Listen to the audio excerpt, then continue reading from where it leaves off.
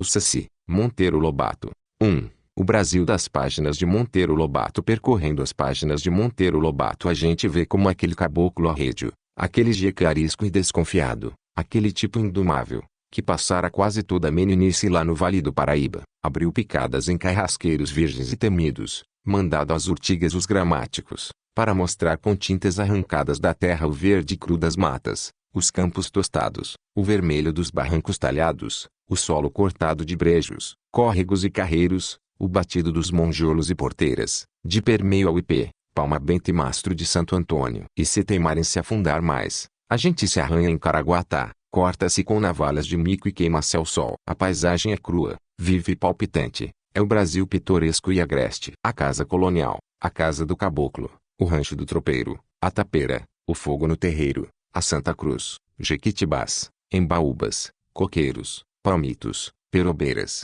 caneleiras, primaveras e orquídeas. Mas no descampado, o cafezal, a barba de bode, a erva cidreira, o joá e a guanchuma. O apito do trem, que é a civilização, está longe, e o caboclo vive à margem do progresso. Todo o nosso ruralismo, do fazendeiro ao camarada, do sitiante ao agregado, o Brasil típico nacional, desfila vivinho na obra de Lobato. 2. Da cidade grande à cidade morta, decadente, da fazenda ao sitiozinho obscuro, do graúdo ao jecatatu, opilado, desanimado. Monteiro Lobato é o escritor brotado do chão que vai e escuta o pobre jeca no seu casebre, já que a casa grande dos coronéis da antiga Guarda Nacional, do velho PRP, não falta quem vá lá. No entanto, o jeca, o nosso jeca, ateador de fogo nas matas, sozinho, soma, vive triste como curiango, atarantado com seu matungo trotão, com a sua égua magra, com o seu cachorro bernento, passa a vida inteira num mundo de fogueiras, tições, viola,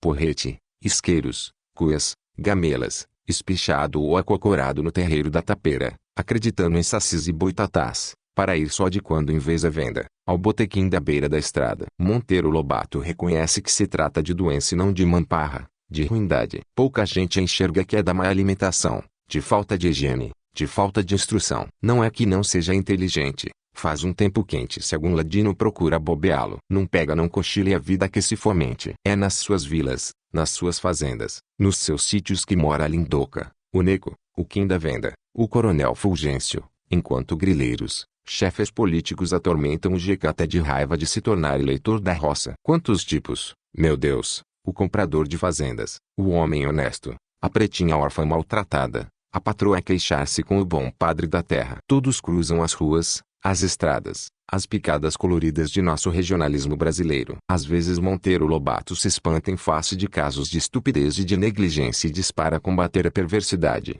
a exploração dos homens, o desfibramento de caráter, a covardia, a acomodação, a negociata e a safadeza. Isso com intenção social para o saneamento 3 do país no corpo e na alma. Não perdoa fazedores de guerras, os que fazem da imoralidade e rendosa indústria o preço da fome e da subnutrição de nossos patrícios. E as suas palavras ardem como brasa, tem o topete de dizer as coisas com franqueza e independência. E quando embirra não arreda, é positivo, franco e paradoxal. Não vai com meio termo, só os medíocres são sempre do centro, inexpressivos, sem grandes defeitos nem grandes qualidades. O escândalo do petróleo lhe dá a cadeia, mas o petróleo é nosso. Por que se há de entregá-lo aos trustes que só têm por pátria os lucros? O ferro é nosso. Hão de se fundar muitas voltas redondas. O analfabetismo, a ignorância o tornaram pioneiro da divulgação do livro, do nosso livro, do livro nacional. As tiradas originais, as conclusões imprevistas giram quase sempre em torno de nossas necessidades nacionais: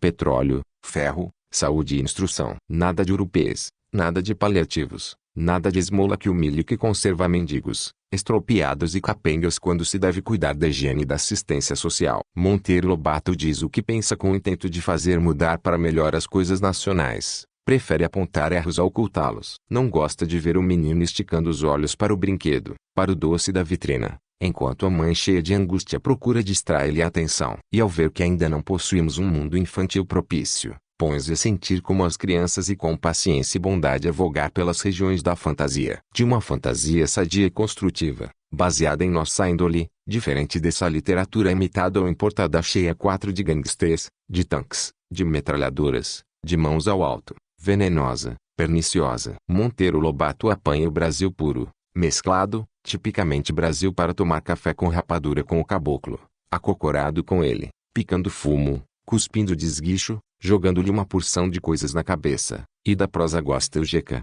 percebendo que outro patrício, talvez mais instruído, compreende. E à custa de insistir e de condenar a incultura pasmaceira, Monteiro Lobato, pouco antes de morrer, começara a perceber que as ideias de Jeca Tatu vinham com melhor bom senso e o espírito a se abrir para um Brasil mais humano e progressista. Dante Alighieri, Vita, Revista do Professor, fevereiro de 1954. Pesquisa, transcrição e adequação ortográfica, Iba Mendes, 2019, 5. Capítulo 1. Em férias. Quando naquela tarde o Pedrinho voltou da escola e disse à dona Tônica que as férias iam começar dali uma semana, a boa senhora perguntou: "E onde quer passar as férias deste ano, meu filho?" O menino riu-se. "Que pergunta, mamãe?" "Pois onde mais, senão no sítio de vovó?" Pedrinho não podia compreender o férias passadas em outro lugar que não fosse no sítio do Pica-Pau Amarelo, em companhia de Narizinho, do Marquês de Rabicó, do Visconde de Sabugosa e da Emília. E tinha de ser assim mesmo, porque Dona Benta era a melhor das vovós,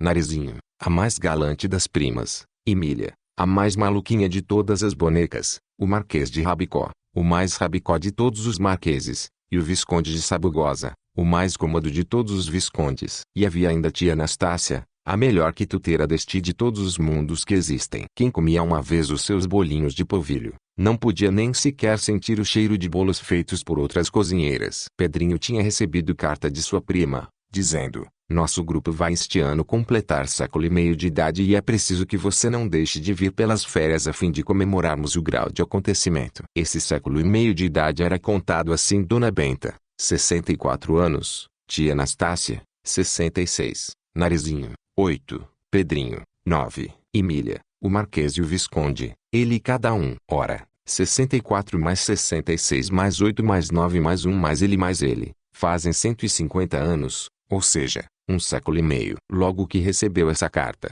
Pedrinho fez a conta num papel para ver se a pilhava em erro, mas não pilhou. 6 e uma danada aquela, Narizinho, disse ele. Não há meio de errar em contas. Capítulo 2. O sítio de Dona Benta. O sítio de Dona Benta ficava num lugar muito bonito. A casa era das antigas, de cômodos espaçosos e frescos. Havia o quarto de Dona Benta, o maior de todos, e junto de Narizinho, que morava com sua avó. Havia ainda o quarto de Pedrinho, que lá passava as férias todos os anos, e o da tia Anastácia, a cozinheira e o faz-tudo da casa. Emília e o Visconde não tinham quartos, moravam num cantinho do escritório, onde ficavam as 3 estantes de livros e a mesa de estudo da menina. A sala de jantar era bem espaçosa, com janelas dando para o jardim, depois vinha a copa e a cozinha. E sala de visitas? Tinha, como não, uma sala de visitas com piano, sofá de cabiuna, de palhinha tão bem esticada que cantava quando Pedrinho batia-lhe tapas. 2 poltronas do mesmo estilo e 6 cadeiras. A mesa do centro era de mármore e pés também de cabiuna. Encostadas às paredes havia 2 meias mesas também de mármore, cheias de enfeites,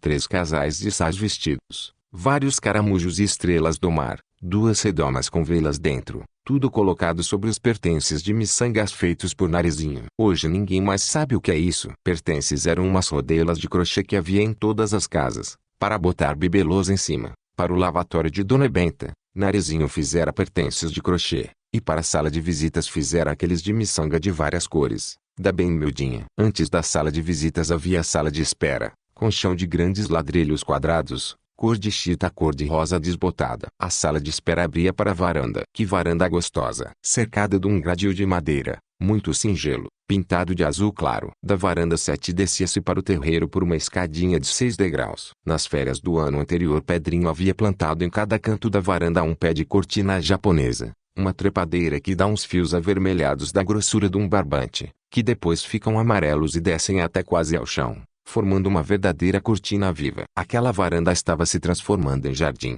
Tantas eram as orquídeas que o menino pendurara lá aos vasos de avencada miúda que ele foi colocando junto à grade. O jardim ficava nos fundos da sala de jantar, um verdadeiro amor de jardim, só de plantas antigas e fora da moda. Flores do tempo da mocidade de Dona Benta, esporinhas, damas entre verdes, suspiros, orelhas de macaco, 2 pés de jasmim do cabo, e outro, muito velho, de jasmim manga, plantado na calçada e a subir pela parede, o velhíssimo pé de flor de cera, planta que os modernos já não plantam porque custa muito a crescer. Até cravo de defunto havia lá, flor com que Narizinho se implicava por ter cheiro de cemitério. Bem no centro do jardim havia um tanque redondo com uma cegonha de louça, toda esverdeada de limo, a esguichar água pelo bico. Mas a cegonha já estava sem cabeça, em consequência das pelotadas do bodoque de Pedrinho. E um velho regador verde morava perto do tanque, porque era com a água do tanque que tia Anastácia regava as plantas no tempo da seca. E o pomar? O pomar ficava nos fundos da casa,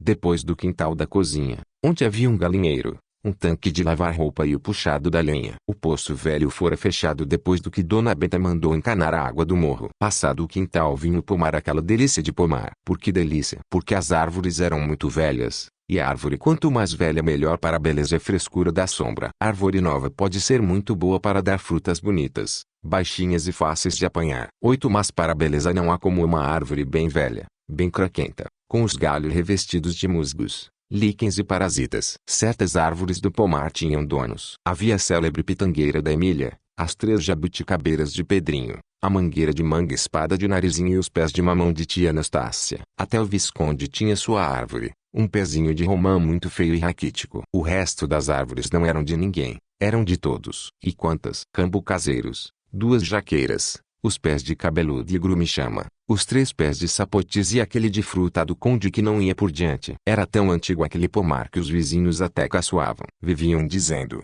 o pomar de Dona Benta está tão velho que qualquer dia se põe a caducar. As jaqueiras começam a dar manga e as mangueiras a dar laranjas. Mas Dona Benta não fazia caso. Não admitia que se cortasse uma só árvore, nem o pobre pé de fruta do conde encarangado. Dizia que cada uma delas lembrava qualquer coisa da sua meninice ou mocidade. Este pé de laranja baiana, costumava dizer, foi o primeiro que tivemos aqui, e dele saíram os enxertos dos outros. Naquele tempo laranja baiana era uma grande novidade. A muda foi presente do defunto Zé das Bichas, um português muito trabalhador que morava numa chácara perto da vila. Impossível haver no mundo lugar mais sossegado e fresco, e mais cheio de passarinhos, abelhas e borboletas. Como Dona Benta nunca admitiu por ali nenhum menino de estilingue, a passarinhada se sentia à vontade e fazia seus ninhos como se estivessem na Ilha da Segurança. O próprio bodoque de Pedrinho não funcionava no pomar. E que passarinhos havia! Oh, tantos! No tempo das laranjas o pomar enchia-se de sabiás de peito vermelho,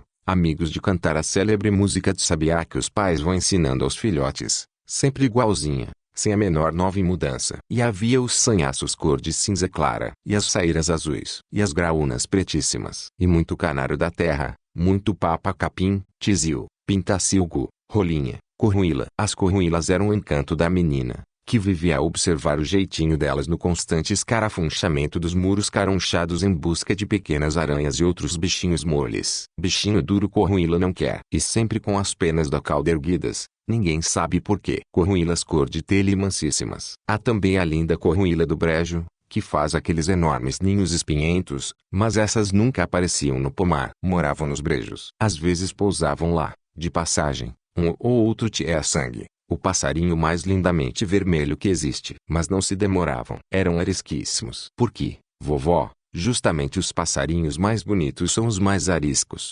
perguntou certa vez a menina. Justamente por serem bonitos, minha filha. Os homens perseguem os passarinhos bonitos porque são bonitos. Quem quer saber de passarinho feio? Os tico-ticos, por exemplo, vivem na maior paz em todos os terreiros justamente porque ninguém os persegue. São feinhos, os coitados. Mas apareça aqui um tié-sangue, ou uma saíra daquelas lindas, todos se põem atrás deles, querendo apanhá-los vivos ou mortos. Para a felicidade neste nosso mundo, minha filha, não há como ser tico-tico, isto é, feio e insignificante. Mas o rei do pomar era o João de Barro. Na paineira grande, bem lá no fundo, moravam 2 num ninho feito de argila, em forma de forno de assar pão. Era o casal mais amigo possível. Não se largavam nunca. Onde estava um, também estava por perto o outro. E se por acaso um se afastava um pouco mais, volta e meia soltavam uns gritos como quem pergunta: onde você está? E o outro respondia: estou aqui. E de vez em quando cantavam juntos 10 aqueles terrível dueto que mais parece uma série de marteladas estridentes e alegres. Que coisa interessante,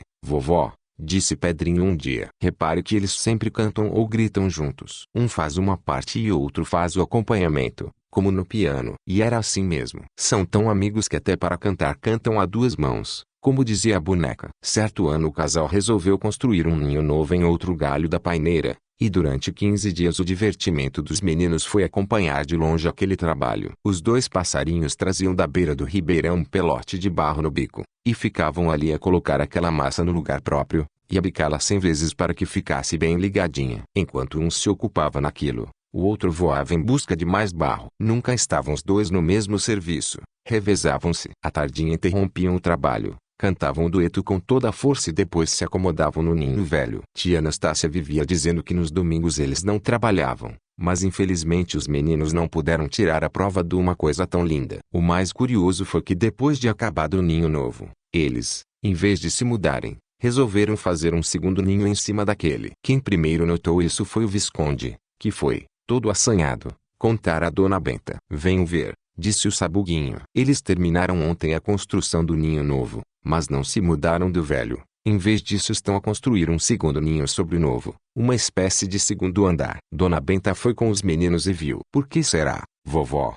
Quis saber Pedrinho. 11 Não sei, meu filho, mas eles devem ter lá as suas razões. Eu sei, berrou Emília. É para alugar. Todos riram-se. Eu acho, disse Narizinho, que é para acomodar os filhotes quando chegarem ao ponto de voar. Isso não, observou Dona Benta. Porque se os pais construíssem casa para os filhos, estes não aprenderiam a arte da construção e essa arte se perderia. É fazendo que se aprende, já disse o velho Camões. Mas então esses passarinhos raciocinam. Vovó, tem inteligência. Está claro que tem, meu filho. A inteligência é uma faculdade que aparece em todos os seres, não só no homem. Até as plantas revelam inteligência. O que há é que a inteligência varia muito de grau. É pequeniníssima nas galinhas e nos perus, mas já bem desenvolvida no João de Barro, e é um colosso num homem como Isaac Newton, aquele que descobriu a lei da gravitação universal. No terreiro do sítio, em frente à varanda, havia sempre um mastro de São João, que Pedrinho fincava na véspera do dia desse santo, a 24 de junho,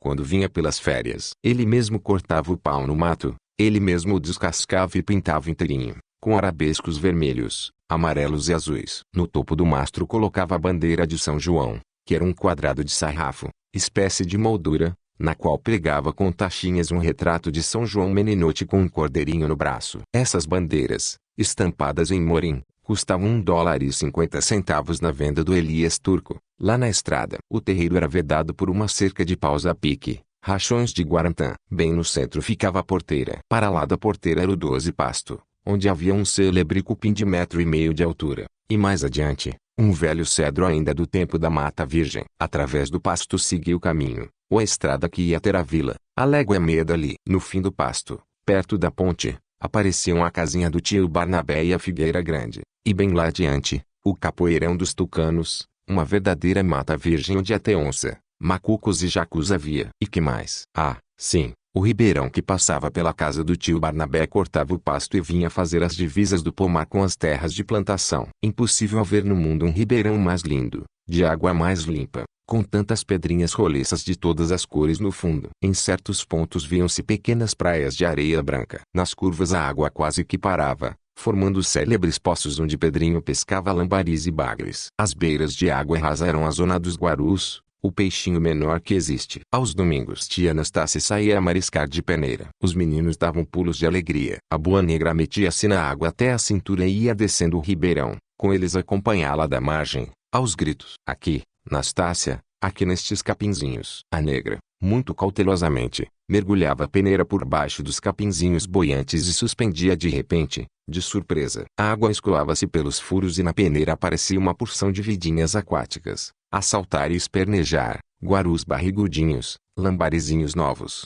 pequeninas traíras e de vez em quando um baratão d'água muito casquete e feio. E outros bichinhos ainda, incompreensíveis e sem nome. Certo dia a peneira trouxe uma cobra d'água verde, que a negra jogou sob o capim da margem. Foi uma gritaria e uma correria das crianças. Não tenham medo que não é venenosa, disse a negra rindo-se com toda a gengivada vermelha de fora. Mas os meninos não 13 quiseram saber de nada. Ficaram a espiar de longe. A cobra verde foi coleando por entre os capins e se sumiu de novo na água. O mais importante daquelas mariscagens eram os camarõezinhos de água doce, moles e transparentes, que tia Anastácia apanhava em quantidade à carregadeira do samburá, a cestinha redondinha que os mariscadores usam para recolher o peixe. Era sempre Narizinho. A menina ia passando os camarões da peneira para o samburá, com muito medo de ser mordida. Só os agarrava pelos fios da barba. Pedrinho ria-se, Boba. Onde se vê um camarão morder? E ela? A gente nunca sabe. No jantar daqueles domingos, quando aparecia na mesa o prato outra vez cheio de camarõezinhos fritos, bem pururucas e vermelhos, as crianças até sapateavam de gosto. E se com os camarõezinhos vinha alguma pequena traíra ou bagre, a disputa era certa. A traíra é minha, berrava um. É minha, gritava o outro. O remédio era sempre uma das célebres sentenças de Salomão de Dona Benta. Como vocês são dois e a traíra é uma só, eu como a traíra e vocês repartem os camarões. Cessava incontinente a disputa, e a travessa de camarão ia diminuindo, até não ficar nenhum fio de barba. Capítulo 3. Medo de Saci. Pedrinho, naqueles tempos, costumava passar as férias no sítio de Dona Benta, onde brincava de tudo, como está nas reinações de Narizinho e na viagem ao céu. Só não está contado o que lhe aconteceu antes da famosa viagem ao céu, quando andava com a cabeça cheia de sacis. 14. A coisa foi assim. Estava ele na varanda com os olhos no horizonte, postos lá onde aparecia o verde escuro do capoeirão dos tucanos, a mata virgem do sítio. De repente, disse: vovó, eu ando com ideias de ir caçar na mata virgem. Dona Benta, ali na sua cadeirinha de pernas cotós, entretida no tricô, ergueu os óculos para a testa. Não sabe que naquela mata há onças? Disse com um ar sério. Certa vez uma onça pintada veio de lá, invadiu aqui o pasto e pegou um lindo novilho da vaca moxa. Mas eu não tenho medo de onça, vovó, exclamou o Pedrinho, fazendo o mais belo ar de desprezo. Dona Benta riu-se de tanta coragem. Olhem o valentão. Quem foi que naquela tarde entrou aqui berrando com uma ferroada de vespa na ponta do nariz? Sim, vovó, de vespa eu tenho medo, não nego, mas de onça, não. Se ela vier do meu lado, prego-lhe uma pelotada do meu bodoque novo no olho esquerdo, e outra bem no meio do focinho e outra. Chega, interrompeu Dona Benta, com medo de levar também uma pelotada. Mas além de onças existem cobras. Dizem que até urutuz há naquele mato. Cobra? E Pedrinho fez outra cara de pouco caso ainda maior. Cobra mata-se com um pedaço de pau. Vovó, cobra. Como se eu lá tivesse medo de cobra. Dona Benta começou a admirar a coragem do neto, mas disse ainda: 15 e aranhas caranguejeiras, daquelas peludas, enormes, que devoram até filhotes de passarinho. O menino cuspiu de lado com desprezo e esfregou o pé em cima. Aranha mata-se assim, vovó, e seu pé parecia mesmo estar esmagando várias aranhas caranguejeiras. E também há sacis, rematou Dona Benta. Pedrinho calou-se. Embora nunca houvesse confessado a ninguém, percebia-se que tinha medo de saci. Nesse ponto não havia nenhuma diferença entre ele, que era da cidade, e os demais meninos nascidos e crescidos na roça. Todos tinham medo de saci. Tais eram as histórias correntes a respeito do endiabrado moleque de uma perna só. Desde esse dia ficou Pedrinho com o saci na cabeça. Vivia falando em saci e tomando informações a respeito. Quando consultou tia Anastácia, a resposta da negra foi, depois de fazer o pelo sinal e dizer credo: pois saci, Pedrinho, é uma coisa que branco da cidade nega. Diz que não há, mas há. Não existe negro velho por aí, desses que nascem e morrem no meio do mato, que não jure ter visto saci. Nunca vi nenhum, mas sei quem viu. Quem? O tio Barnabé. Fale com ele. Negro sabido está ali. Entende de todas as feitiçarias, e de saci, de mula sem cabeça, de lobisomem, de tudo. Pedrinho ficou pensativo. 16. Capítulo 4. Tio Barnabé. Tio Barnabé era um negro de mais de 80 anos que morava no rancho coberto de sapé lá junto da ponte. Pedrinho não disse nada a ninguém e foi vê-lo. Encontrou-o sentado, com o pé direito num toco de pau, à porta de sua casinha, aquentando o sol. Tio Barnabé, eu vivo querendo saber de uma coisa e ninguém me conta direito. Sobre o saci. Será mesmo que existe saci? O negro deu uma risada gostosa aí, depois de encher de fumo picado o velho pito, começou a falar: pois, seu Pedrinho, saci é uma coisa que eu juro que existe. Gente da cidade não acredita, mas existe. A primeira vez que vi saci eu tinha assim a sua idade. Isso foi no tempo da escravidão, na fazenda do Passo Fundo, que era do defunto Major Teotônio, pai desse coronel Teodorico, compadre de sua avó, Dona Benta. Foi lá que vi o primeiro saci. Depois disso, quantos e quantos? Conte, então, direitinho, o que é o saci. Bem, tia Anastácia me disse que o senhor sabia, que o senhor sabe tudo. Como não hei de saber tudo, menino, se já tenho mais de 80 anos? Quem muito vive, muito sabe. Então conte. Que é, afinal de contas, o tal saci? E o negro contou tudo direitinho. O saci, começou ele, é um diabinho de uma perna só que anda solto pelo mundo, armando reinações de toda sorte e atropelando quanta criatura existe. Traz sempre na boca um pito aceso, e na cabeça uma carapuça vermelha. A força dele está na carapuça, Como a força de Sansão estava nos cabelos. Quem consegue tomar e esconder a carapuça de um saci fica por toda a vida senhor de um pequeno escravo. 17 Mas que reinações ele faz? Indagou o menino. Quantas pode? Respondeu o negro. Azedo o leite, quebra a ponta das agulhas, esconde as tesourinhas de unha, embaraça os novelos de linha, faz o dedal das costureiras cair nos buracos, bota moscas na sopa, queima o feijão que está no fogo, gora os ovos das ninhadas. Quando encontra um prego, vira ele de ponta para riba para que espete o pé do primeiro que passa. Tudo que numa casa acontece de ruim é sempre arte do saci. Não contente com isso, também atormenta os cachorros, atropela as galinhas e persegue os cavalos no pasto, chupando o sangue deles. O saci não faz maldade grande, mas não há maldade pequenina que não faça. E a gente consegue ver o saci. Como não? Eu, por exemplo, já vi muitos. Ainda no mês passado andou por aqui um saci mexendo comigo, por sinal que lhe dei uma lição de mestre. Como foi? Conte. Tio Barnabé contou. Tinha anoitecido e eu estava sozinho em casa, rezando as minhas rezas. Rezei, e depois me deu vontade de comer pipoca. Fui ali no fumeiro e escolhi uma espiga de milho bem seca. Debulhei o milho numa caçarola, pus a caçarola no fogo e vim para este canto picar fumo pro pito. Nisto ouvi no terreiro um barulhinho que não me engana. Vai ver que é saci, pensei comigo. E era mesmo. Dali a pouco um saci preto que nem carvão, de carapuça vermelha e pitinho na boca, apareceu na janela. Eu imediatamente me encolhi no meu canto e fingi que estava dormindo. Ele espiou de um lado e de outro e por fim pulou para dentro. Veio vindo, chegou pertinho de mim, escutou os meus roncos e convenceu-se de que eu estava mesmo dormindo. Então começou a reinar na casa. Remexeu tudo, que nem mulher velha, sempre farejando o ar com o seu narizinho 18 muito aceso. Nisto o milho começou a chiar na caçarola e ele dirigiu-se para o fogão. Ficou de cócoras no cabo da caçarola, fazendo micagens. Estava rezando o milho, como se diz. E adeus, pipoca. Cada grão que o saci reza não rebenta mais, vira piruá. Dali saiu para abolir numa ninhada de ovos que a minha carijoca ao sul estava chocando num balaio velho, naquele canto. A pobre galinha quase que morreu de susto. Fez cró, cró, cró, e voou do ninho feito uma louca, mais arrepiada que um ouriço cacheiro. Resultado: o saci rezou os ovos e todos goraram. Em seguida pôs-se a procurar o meu pito de barro. Achou o pito naquela mesa, pôs uma brasinha dentro e paque, paque, paque. Tirou justamente 7 fumaçadas. O saci gosta muito do número 7. Eu disse cá comigo, deixe estar, coisa ruinzinho, que eu ainda apronto uma boa para você. Você há de voltar outro dia e eu te curo. E assim aconteceu. Depois de muito virar e mexer, o sacizinho foi-se embora e eu fiquei armando meu plano para assim que ele voltasse. E voltou? Inquiriu Pedrinho. Como não? Na sexta-feira seguinte apareceu aqui outra vez às mesmas horas. Espiou da janela, ouviu os meus roncos fingidos, pulou para dentro, remexeu em tudo, como da primeira vez. E depois foi atrás do pito que eu tinha guardado no mesmo lugar. Pôs o pito na boca e foi ao fogão buscar uma brasinha, que trouxe dançando nas mãos. É verdade que ele tem as mãos furadas? É, sim. Tem as mãos furadinhas bem no centro da palma. Quando carrega a brasa, vem brincando com ela, fazendo ela passar de uma 19 para outra mão pelo furo. Trouxe a brasa, pôs a brasa no pito e sentou-se de pernas cruzadas para fumar com todo o seu sossego. Como?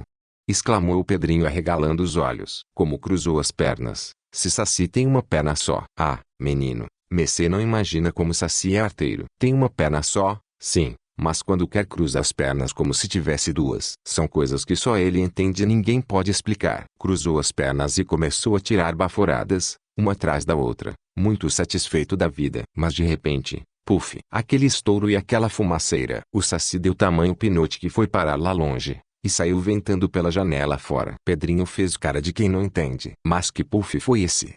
Perguntou. Não estou entendendo. É que eu tinha socado pólvora no fundo do pito, exclamou tio Barnabé dando uma risada gostosa. A pólvora explodiu justamente quando ele estava tirando a fumaçada número 7, e o saci, com a cara toda sapecada, raspou-se para nunca mais voltar. Que pena! Exclamou o Pedrinho. Tanta vontade que eu tinha de conhecer esse saci. Mas não há só um saci no mundo, menino. Esse lá se foi e nunca mais aparece por estas bandas. Mas quantos outros não andam por aí? Ainda na semana passada apareceu um no pasto de seu Quincas Teixeira e chupou o sangue daquela égua baia que tem uma estrela na testa. Como é que ele chupa o sangue dos animais? Muito bem. Faz um estribo na crina. Isto é, dá uma laçada na crina do animal de modo que possa enfiar o pé e manter-se em posição de ferrar os dentes numa das veias do pescoço e chupar o vinte sangue, como fazem os morcegos. O pobre animal assusta-se e sai pelos campos na disparada, correndo até não poder mais. O único meio de evitar isso é botar Bentinho no pescoço dos animais. Bentinho é bom, é um porrete. Dando com cruza o Bentinho pela frente,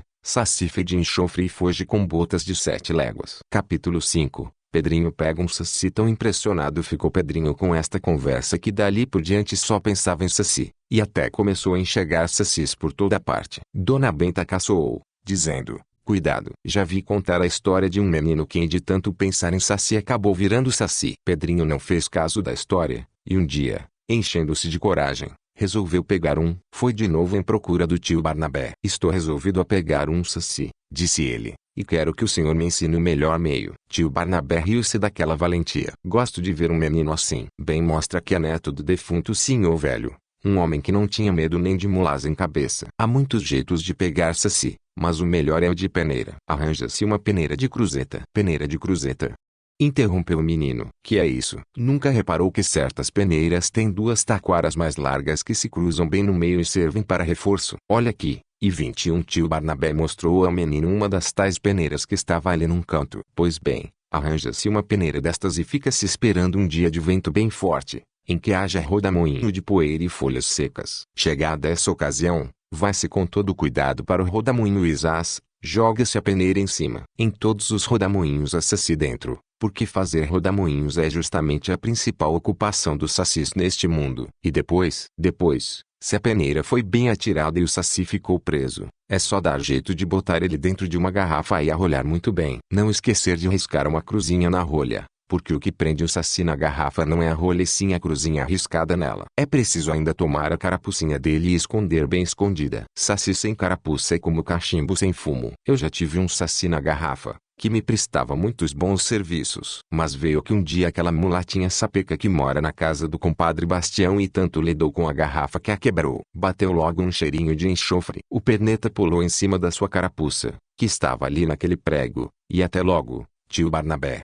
Depois de tudo ouvir com a maior atenção, Pedrinho voltou para casa decidido a pegar um Saci, custasse o que custasse. Contou o seu projeto a Narizinha e longamente discutiu com ela sobre o que faria no caso de escravizar um daqueles terríveis capetinhas. Depois de arranjar uma boa peneira de cruzeta, ficou à espera do dia de São Bartolomeu, que é o mais ventoso do ano. Custou a chegar esse dia, tal era a sua impaciência, mas afinal chegou, e desde muito cedo Pedrinho foi postar-se no terreiro, de peneira em punho, à espera de rodamoinhos. Não esperou muito tempo. Um forte rodamoinho formou-se no pasto e veio caminhando para o terreiro. É hora, disse Narizinho. Aquele que vem vindo está com muito jeito de ter Saci dentro. 22 Pedrinho foi se aproximando pé ante pé e, de repente, jogou a peneira em cima. Peguei, gritou no auge da emoção, debruçando-se com todo o peso do corpo sobre a peneira emborcada. Peguei o Saci. A menina correu a ajudá-lo. Peguei o Saci, repetiu o menino vitoriosamente. Corra, Narizinho, e traga-me aquela garrafa escura que deixei na varanda. Depressa. A menina foi num pé e voltou no outro. Enfie a garrafa dentro da peneira, ordenou Pedrinho, enquanto eu cerco dos lados. Assim. Isso. A menina fez como ele mandava e com muito jeito a garrafa foi introduzida dentro da peneira. Agora tire do meu bolso a rolha que tem uma cruz riscada em cima, continuou Pedrinho. Essa mesma. DK. Pela informação do tio Barnabé, logo que a gente põe a garrafa dentro da peneira o Saci por si mesmo entra dentro dela, porque, como todos os filhos das trevas, tem a tendência de procurar sempre o lugar mais escuro. De modo que Pedrinho o mais que tinha a fazer era rolhar a garrafa e erguer a peneira. Assim fez, e foi com o ar de vitória de quem houvesse conquistado o império que levantou no ar a garrafa para examiná-la contra a luz. Mas a garrafa estava tão vazia como antes. Nem sombra de Saci dentro. A menina deu-lhe uma vaia e Pedrinho, muito desapontado, foi contar o caso ao tio Barnabé. 23 E, assim mesmo, explicou o negro velho. Saci na garrafa invisível. A gente só sabe que ele está lá dentro quando a gente cai na modorra. Num dia bem quente, quando os olhos da gente começam a piscar de sono, o Saci pega a tomar forma, até que fica perfeitamente visível. E desse momento em diante que a gente fez dele o que quer. Guarde a garrafa bem fechada, que garanto que o Saci está dentro dela. Pedrinho voltou para casa orgulhosíssimo com a sua façanha. O Saci está aqui dentro, sim, disse ele a Narizinho, mas está invisível, como me explicou tio Barnabé. Para a gente ver o capetinha é preciso cair na modorra, e repetiu as palavras que o negro lhe dissera. Quem não gostou da brincadeira foi a pobre tia Anastácia. Como tinha um medo horrível de tudo quanto era mistério, nunca mais chegou nem na porta do quarto de Pedrinho. Deus me livre de entrar num quarto onde há garrafa com saci dentro. Credo, nem sei como Dona Benta consente semelhante coisa em sua casa. Não parece ato de cristão. Capítulo 6. A modorra. Um dia Pedrinho enganou Dona Benta que ia visitar o tio Barnabé, mas em vez disso tomou o rumo da mata virgem de seus sonhos. Nem o bodoque levou consigo. Para que bodoque?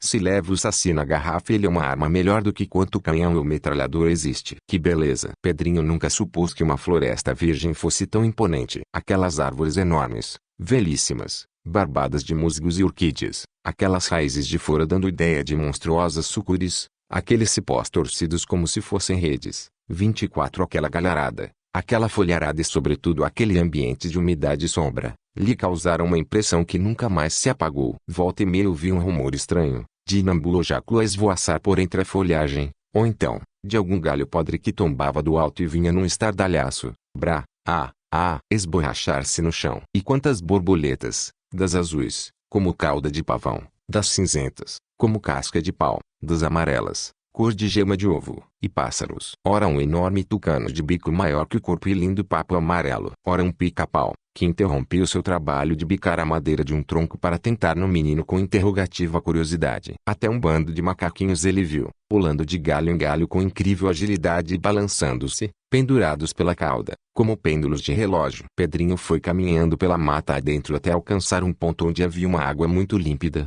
que corria, cheia de barulhinhos mexeriqueiros, por entre velhas pedras verdoengas de limo. Em redor erguiam-se as esbeltas samambaiaçus, esses fetos enormes que parecem palmeiras. E quanta venca de folhagem mimosa, e quanto musgo pelo chão. Encantado com a beleza daquele sítio, o menino parou para descansar. Juntou um monte de folhas caídas, fez cama, deitou-se de barriga para o ar e mãos cruzadas na nuca. E ali ficou num enlevo que nunca sentira antes, pensando em mil coisas em que nunca pensara antes, seguindo o voo silencioso das grandes borboletas azuis embalando-se com o chiar das cigarras. De repente notou que o saci dentro da garrafa fazia gestos de quem quer dizer qualquer coisa. 25 Pedrinho não se admirou daquilo. Era tão natural que o capetinha afinal aparecesse. Que aconteceu que está assim inquieto, meu caro saci? Perguntou-lhe em tom brincalhão. Aconteceu que este lugar é o mais perigoso da floresta, e que se a noite pilhar você aqui, era uma vez o neto de Dona Benta. Pedrinho sentiu um arrepio correr-lhe pelo fio da espinha. Por quê?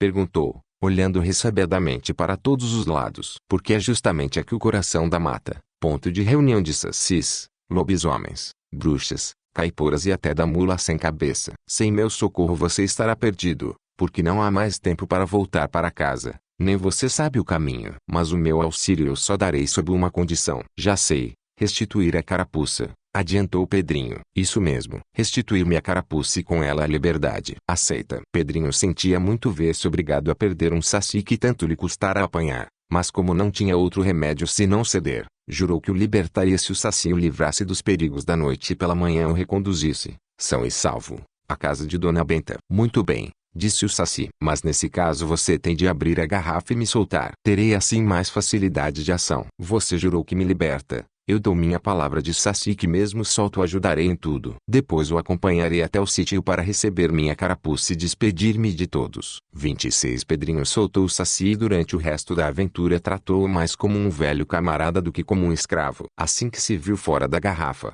o capeta pôs-se a dançar e a fazer cabriolas com tanto prazer que o menino ficou arrependido de por tantos dias ter conservado presa uma criaturinha tão irrequieta e amiga da liberdade. Vou revelar os segredos da mata virgem, disse-lhe o saci, e talvez seja você a primeira criatura humana a conhecer tais segredos. Para começar, temos de ir ao sacizeiro onde nasci, onde nasceram meus irmãos e onde todos os sacis se escondem durante o dia, enquanto o sol está fora. O sol é o nosso maior inimigo. Seus raios espantam-nos para as tocas escuras. Somos os eternos namorados da lua. É por isso que os poetas nos chamam de filhos das trevas. Sabe o que é trevas? Sei. O escuro, a escuridão. Pois é isso. Somos filhos das trevas. Como os beija-flores, os sabiás e as abelhas são filhos do sol. Assim falando, o saci levou o menino para uma cerrada moita de taquaraçus existente num dos pontos mais espessos da floresta. Pedrinho assombrou-se diante das dimensões daqueles gomos quase da sua altura e grossos que nem uma laranja de umbigo. Capítulo 7. A sacizada é aqui, dentro destes gomos, que se geram e crescem meus irmãos de uma perna só, disse o Saci. Quando chegam em idade de correr mundo, furam os gomos e saltam fora. Repare quantos gomos furados. De cada um deles já saiu um Saci. 27 Pedrinho viu que era exato o que ele dizia. Mostrou desejos de abrir um gomo para espiar um sacizinho novo ainda preso lá dentro. Vou satisfazer a sua curiosidade, Pedrinho, mas não posso revelar o segredo de furar os gomos. Portanto, vire-se de costas. O menino virou-se de costas, assim ficando até que o Saci dissesse, pronto. Só então desvirou-se com grande admiração, viu aberta num gomo uma perfeita janelinha. Posso espiar? Perguntou. Espie, mas com um olho só, respondeu o Saci. Se espiar com os dois, o Sacizinho acorda e joga nos seus olhos a brasa do pitinho. O menino assim fez. Espiou com um olho só e viu um Sacizinho do tamanho de um camundongo já de pitinho aceso na boca e carapucinha na cabeça. Estava todo encolhido no fundo do gomo. Que galanteza! Exclamou o Pedrinho. Que pena o povo lá de casa não estar aqui para ver esta maravilha. Esse Sacizinho ainda fica aí durante 4 anos. A conta da nossa vida dentro dos gomos são de 7 anos. Depois saímos para viver no mundo 77 anos justos. Alcançando a cidade viramos cogumelos venenosos, ou orelhas de pau. Pedrinho regalou-se de contemplar o Sacizinho adormecido e ali ficaria horas se o Saci não puxasse pela manga. Chega, disse ele. Vire-se de costas outra vez, que é tempo de fechar a janelinha. Pedrinho obedeceu, e quando de novo olhou não conseguiu perceber no gomo do taquaruçu o menor sinal da janelinha. 28 Justamente nesse instante um formidável miado de gato feriu os seus ouvidos. É o jaguar, exclamou o Saci. Trepemos depressa numa árvore, porque ele vem vindo nesta direção. Pedrinho, tomado de pânico, fez gesto de subir na primeira árvore que viu à sua frente. Um velho jacarandá coberto de barbas de pau. Nessa, não, berrou o Saci. É muito grossa. O jaguar treparia atrás de nós. Temos que escolher uma de casca bem lisa e tronco esguio. Aquele guarantã ali está ótimo, concluiu, apontando para uma árvore bastante alta e magrinha de tronco, que se via à esquerda. Subiram. E nunca em sua vida Pedrinho subiu tão depressa em uma árvore. Tinha a impressão de que o terrível tigre dos sertões estava atrás dele, já de boca aberta, para o engolir vivo. Mas era ilusão apenas, filha do medo, pois a fera miou outra vez e o Saci calculou pelo som que ainda deveria estar a 100 metros dali. Pedrinho ajeitou-se como pôde numa forquilha da árvore, lá ficando quietinho ao lado do Saci. Preparou-se para ver uma fera sobre a qual vivia falando, mas sem ter a respeito ideia justa. Ia ver a famosa onça pintada. Esse gatão que muito lembra a pantera das matas da Índia. Capítulo 8. A onça o miado soou de novo, desta vez bem perto, e logo depois surgiu, por entre as folhas, a cabeça de uma formidável onça pintada. Era um animal de extrema beleza, quase tão grande como o tigre de Bengala. Parou, farejou o ar. Depois ergueu os olhos para a árvore. Dando com o menino e o Saci lá em cima, soltou um rugido de satisfação, como quem diz, achei o meu jantar. E tentou subir a árvore. Vendo que isso lhe era impossível, sacudiu o tronco tão 29 violentamente que por um triz Pedrinho não veio abaixo, como se fosse jaca madura. Mas não caiu, e a onça, desanimada, resolveu esperar que ele descesse. Sentou-se nas patas traseiras e ali ficou quieta, só movendo a cauda e passando de quando em quando a língua pelos beiços. Ela é capaz de permanecer nessa posição 3 dias e 3 noites, disse o Saci. Temos que inventar um meio de afugentá-la. Olhou em redor, examinando as árvores como quem está com uma ideia na cabeça. Depois saltou para a mais próxima e foi de copa em copa até uma que estava cheia de grandes vagens. Escolheu meia dúzia das mais secas e voltou para junto do menino. Apare nas mãos o pó que vou deixar cair destas vagens, disse ele, abrindo com os dentes uma delas. Pedrinho estendeu as mãos em forma de cuia e o Saci sacudiu dentro um pó amarelado. O mesmo foi feito com as outras vagens. Bem, agora derrame este pó bem a prumo, de modo que vá cair sobre a cara da onça. Pedrinho colocou-se em linha vertical com a fera e derramou de um jato pó amarelo. Foi uma beleza aquilo. Quando o pó caiu sobre os olhos da onça, ela deu tamanho pinote que foi parar a 5 metros de distância, sumindo-se em seguida pelo mato adentro, ao rar de dor e a esfregar os olhos como se quisesse arrancá-los. Pedrinho deu uma risada gostosa. Que diabo de pó é este, amigo Saci? Perguntou. Vejo que vale mais que uma boa carabina. 30 Isso se chama pó de mico. Arde nos olhos como pimenta e dá na pele uma tal coceira que a vítima até se coçara com um ralo de ralar coco, se o tiver ao alcance da mão. Pedrinho escorregou da árvore abaixo, ainda a rir-se da pobre onça. Mas não se riu por muito tempo. Mal tinha dado alguns passos, recuou espavorido. Capítulo 9. A sucuri um monstro. Acuda, Saci. Um monstro com corpo de cobra e cabeça de boi, gritou Pedrinho, trepando de novo no guarantã com velocidade ainda maior que da primeira vez. O Saci foi ver o que era e voltou dizendo: é uma sucuri que acaba de engolir um boi. Dessa que não há perigo. Ela está dormindo e dormirá assim 2 ou 3 meses até que o boi esteja digerido. Apesar da confiança que o Saci lhe merecia, o menino foi pulando de árvore em árvore para só descer a 100 passos dali. Mas como a tentação de ver a sucuri fosse grande, foi voltando, até chegar em ponto de onde pudesse observá-la à vontade. Era das maiores que se poderiam encontrar, devendo ter pelo menos uns a 30 metros de comprimento e a grossura da cabeça de um homem. Pedrinho não podia compreender como um boi inteiro pudesse caber dentro dela. Muito simples, explicou o Saci. A sucuri enlaça o boi, quebra-lhe todos os ossos e amassa-o de tal maneira que o torna comprido como chouriço. Depois cobre-lhe o corpo de uma baba muito lubrificante e começa a engoli-lo sem pressa. Vai indo, até que dá com o boi inteiro no estômago. Só ficam de fora a cabeça e os chifres. E leva meses assim, até que a digestão se complete. Quando o 31 está nesse estado, a sucuri não oferece perigo nenhum, porque fica inerte, caída em estado de sonolência. E não foi só essa cobra que Pedrinho conheceu naquele dia. Logo depois percebeu um ruído seco de guizos. Era uma cascavel que passava, muito aflita, como que fugindo de algum inimigo. Que será que a está perseguindo? Indagou ele. Alguma mussurana, respondeu o Saci. As mussuranas são cobras sem veneno que só se alimentam de cobras venenosas. Lá vem uma. De fato, uma mussurana de cor escura surgiu no rastro da cascavel, que foi alcançada logo adiante. Luta terrível. Pedrinho nunca imaginou um tal espetáculo. A mussurana enleou-se na cascavel e as duas rebolaram no chão como minhocas loucas. Muito tempo estiveram assim. Finalmente a cascavel morreu sufocada, e a mussurana engoliu-a inteirinha, apesar de serem ambas do mesmo tamanho. Que horror! Exclamou o Pedrinho. A vida nesta floresta não tem sossego. Só agora compreendo por que os animais selvagens são tão assustados. A vida deles corre um risco permanente, de modo que só escapam os que estão com todos os sentidos sempre alertas. É o que os sábios chamam a luta pela vida. Uma criatura vive da outra. Uma come a outra. Mas para que uma criatura possa comer a outra, é preciso que seja mais forte. Do contrário, vai comer e sai comida. Mais forte só, mais forte ou mais esperta. Aqui na mata todos procuram ser fortes. Os que não conseguem ser fortes, tratam de ser espertos. Na 32 maior parte dos casos esperteza vale mais do que a força. Os sacis, por exemplo, não são fortes, mas ninguém os vence em esperteza. Capítulo 10. A floresta pois assim é, continuou o Saci. A lei da floresta é a lei de quem pode mais, ou por ter mais força, por ser mais ágil, ou por ser mais astuto. A astúcia, principalmente, é uma grande coisa na floresta. Está vendo ali aquele galinho seco? Sim, um galinho como outro qualquer, respondeu o menino. Pois está muito enganado, replicou o Saci. Não é galho nenhum, sim um bichinho que finge de galho seco para não ser atacado pelos inimigos. Pedrinho não quis acreditar, mas cutucando o galinho viu que ele se mexia. Ficou assombrado da esperteza. Bem diz vovó que a mata é perigosa. Uma que não sabe há de levar cada logro aqui. E aquilo?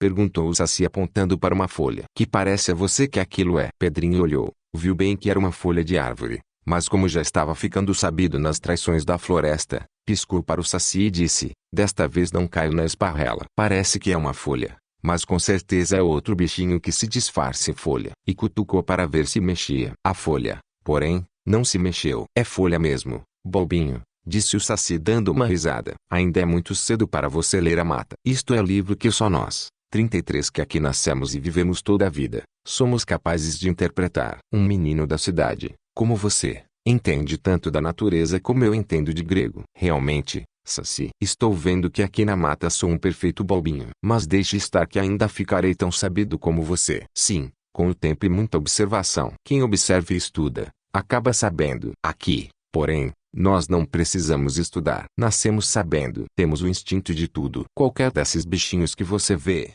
mal sai dos casulos e já se mostra espertíssimo, não precisando dos conselhos dos pais. Bem consideradas as coisas, Pedrinho, parece que não há animal mais estúpido e lerdo para aprender do que o homem, não acha? O orgulho do menino ofendeu-se com aquela observação. Um miserável Saci ia fazer pouco caso do rei dos animais. Era só o que faltava. O que você está dizendo? Replicou Pedrinho. É tolice pura sem mistura. O homem é o rei dos animais. Só o homem tem inteligência. Só ele sabe construir casas de todo jeito, e máquinas, pontes, e aeroplanos, e tudo quanto há. Ah, o homem. Você não sabe o que o homem é, Saci. Era preciso que tivesse lido os livros que eu li em casa da vovó. Capítulo 11. Discussão. O Saci deu uma gargalhada. Que gabulice! Exclamou. Casas. Qual é o bichinho que não constrói sua casa na perfeição? Veja a das abelhas, ou das formigas, ou os casulos. Poderão existir habitações mais perfeitas. Todos aqui na mata moram. Cada um inventa o seu jeito de morar. Todos moram. Todos,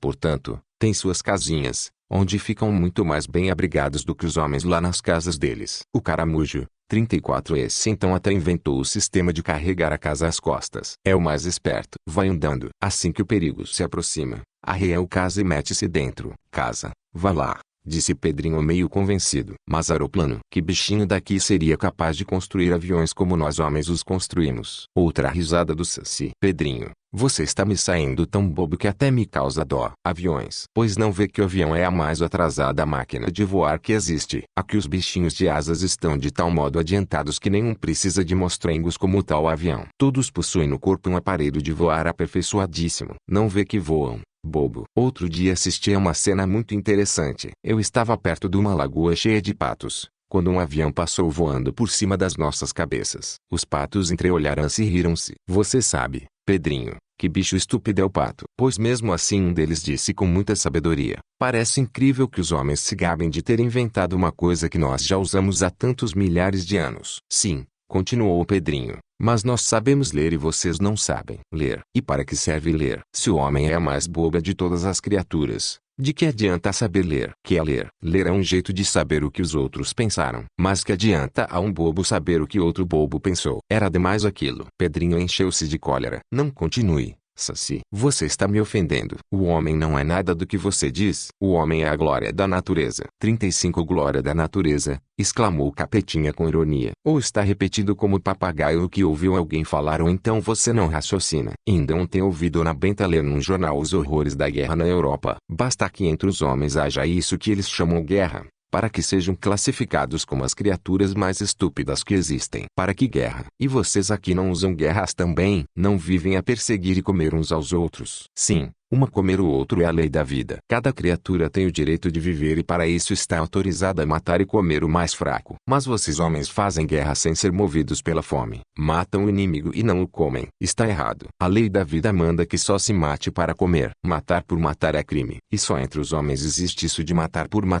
por esporte, por glória, como eles dizem. Qual? Pedrinho, não se meta a defender o bicho homem, que você se estrepa. E trate de fazer como Peter Pan, que emberrou de não crescer para ficar sempre menino, porque não há nada mais sem graça de que gente grande. Se todos os meninos do mundo fizessem greve, como Peter Pan, e nenhum crescesse, a humanidade endireitaria. A vida lá entre os homens só vale enquanto vocês se conservam meninos. Depois que crescem, os homens viram uma calamidade. Não acha? Só os homens grandes fazem guerra. Basta isso. Os meninos apenas brincam de guerra. Pedrinho nada respondeu. Estava um tanto abalado pelas estranhas ideias do Saci. Quando voltasse para casa iria consultar Dona Benta para saber se era assim mesmo ou não. Capítulo 12. O jantar. O sol já estava descambando e o menino sentiu fome. Havia esquecido de trazer matalotagem. 36. Amigo Saci, estou sentindo uma coisa chamada fome. Mostre-me a sua habilidade em sair-se de todos os apuros, arranjando um jantar. Nada mais fácil, respondeu o Capetinha. Gosta de palmito? Gosto, sim. Mas como poderemos derrubar uma palmeira tão alta para colher o palmito? Sem machado é impossível. O Saci deu uma risada. Não há impossíveis para mim, quer ver? E metendo 2 dedos na boca tirou um agudo assobio. Imediatamente um enorme besourão, chamado Serra-pau, surgiu do seio da floresta. O Saci fez-lhe uns sinais e o besourão, voando para o alto de uma palmeira de tronco fino, mas muito alta, abarcou a base do palmito entre os seus ferrões dentados como um serrote e começou a girar com grande velocidade, zunindo como um aeroplano. Zum! Em menos de 5 minutos o tronco da palmeira estava cerrado, e o palmito, acompanhado da copa, veio com grande estardalhaço ao chão. Bravos! Exclamou o menino. Nunca imaginei que nesta mata houvesse serrador tão hábil. Quero agora ver como você prepara o petisco. Muito fácil, disse o Saci. Fogo não falta. Tenho sempre fogo no meu pitinho. Panelas também não faltam. E só procurar por aí alguma casca de tatu. Água temos dentro dos gomos de taquara. Basta rachar um ou 2. E para a gordura, é só quebrar uma porção de coquinhos e espremer entre 2 pedras o óleo das amêndoas. E sal. 37. O mais difícil, mas como há mel, Você comerá palmito preparado sob forma de doce, que é ainda mais gostoso. E assim foi feito. Em menos de 20 minutos estava diante de Pedrinho uma casca de tatu cheia de um doce de palmito muito bem preparado. O menino comeu a fartar e ainda teve uma sobremesa de amoras do mato, que o Saci colheu ali mesmo. Há muito tempo que não como com tanto apetite, comentou Pedrinho depois que encheu o papo. Você é um cozinheiro ainda melhor que tia Anastácia, que é a primeira cozinheira do mundo. E, dando tapinhas na barriga, pôs-se a palitar os dentes com um comprido espinho de beija-uva. A tarde ia morrendo. Não tardou que Pedrinho visse brilhar no céu, por entre uma nesga aberta na copa das árvores, a primeira estrelinha. Que coisa impressionante era a noite. Até aquele momento Pedrinho ainda não havia prestado atenção nisso. Noite em casa não é noite. Acende-se o lampião, fecha-se a porta da rua, e que é da noite. Mas ali, ali a noite era de verdade, das imensas, das completamente escuras, apenas com aqueles vagalumes parados no céu que os homens chamam estrelas. Capítulo 13. Novas discussões tinham de esperar a meia-noite, porque só a essa hora é que os duendes da floresta saem de suas tocas. Para matar o tempo, o Saci começou a explicar a Pedrinho o que era a vida na natureza. Você nunca poderá fazer ideia da vida encantada que temos por aqui, disse ele. 38 ora, exclamou o menino. Não há um que os homens não saibam. Vovó tem lá uma história natural que conta tudo. O Saci riu-se e tirou uma baforada do pitinho. Tudo? Livros como esses não contam nem isca do que é. E estão cheios de invenções ou erros. Basta dizer que para cada inseto seria preciso um livro inteiro só para contar alguma coisa da vidinha deles. E quantos insetos existem? Milhões. Em todo caso, volveu Pedrinho, nós, homens, pomos o que sabemos nos livros e vocês sacis não escrevem coisa nenhuma. Nunca houve livros entre vocês, e quem não escreve obras não pode ensinar aos filhos o que sabe. Não temos livros, disse o Saci, porque não precisamos de livros. Nosso sistema de saber as coisas é diferente. Nós adivinhamos as coisas. Herdamos a sabedoria de nossos pais, como vocês, homens, herdam propriedades ou dinheiro. Nascer sabendo. Isso é que é o bom. Um pernilongo, por exemplo, sabe como é a vidinha dele. Nasce na água, saído de um ovinho. Logo que sai do ovinho ainda não é pernilongo, é o que vocês chamam larva, uma espécie de peixinho que nada e mergulha muito bem. Um dia essa larva cria asas, pernas compridas e voa. E que faz quando voa? Vai cantar a música do filme e picar as pessoas que estão dormindo em suas camas. E isso que esses malvadinhos fazem. Muito bem, tornou-se assim. E quem ensina o pernilongo a fazer isso? Os pais? Não. Porque depois de soltar os ovos na água os pais dos pernilonguinhos morrem. Os livros? Não. Porque eles não têm livros. Pois apesar disso sabem tudo quanto precisam saber. Sabem que no corpo das gentes há sangue, e que o sangue é o alimento deles. Sabem que as gentes moram em casas. Sabem que a melhor hora de sugar o sangue das gentes é de noite, porque estão dormindo. E sem que os pais lhes ensinem coisa nenhuma, ou que as aprendam nos livros, os pernilonguinhos logo que saem da água a 39 vão em busca das casas, entram, escondem-se nos escuros, esperam que todos durmam e sossegadamente picam as pessoas e enchem de sangue as suas barriguinhas. Depois escapam pelas janelas e voltam a mato ou outros sítios, em procura de aguinhas paradas onde porem os ovos. E assim eternamente. Sabem tudo direitinho, e ninguém os ensina. Logo, eles têm a ciência de tudo dentro de si mesmos. Como vocês têm tripas e estômago e pacoeira. Pedrinho teve de concordar que era assim mesmo. O Saci continuou,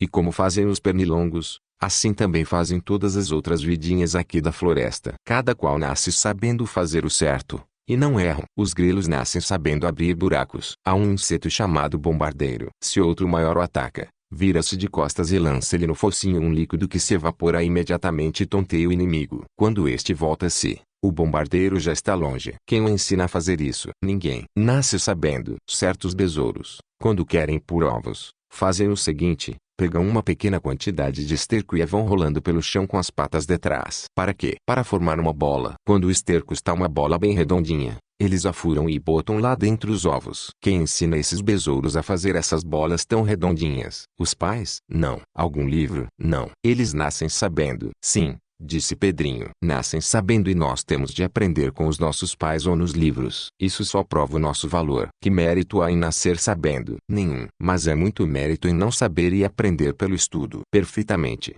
concordou o Saci. Não nego o mérito do esforço dos homens. O que digo é que eles são seres atrasadíssimos, tão atrasados que ainda precisam aprender por si mesmos. E nós somos seres aperfeiçoadíssimos porque já não precisamos aprender coisa nenhuma. Já nascemos sabidos. Que é que você preferia? ter nascido já com toda a ciência da vida lá dentro ou ter de ir aprendendo tudo com maior esforço e à custa de muitos erros. 41 Menino fui obrigado a concordar que o mais cômodo seria nascer sabendo. Sim, nesse ponto você tem razão, Saci. Mas que é que faz todas essas vidinhas viverem? Está aí uma coisa que minha cabeça não compreende. Ah, isso é o segredo dos segredos, respondeu o Saci. Nem nós sabemos. Mas o que acontece é o seguinte. Dentro de cada criatura, bichinho ou plantinha, há uma força que a empurra para a frente. Essa força é a vida. Empurra e diz no ouvido das criaturinhas o que elas devem fazer. A vida é uma fada invisível. E ela que faz o pernilongo ir picar as pessoas nas casas de noite, e que manda o grilo abrir buraco, e que ensina o bombardeiro a bombardear seus atacantes. Mas é invisível até para vocês, sacis,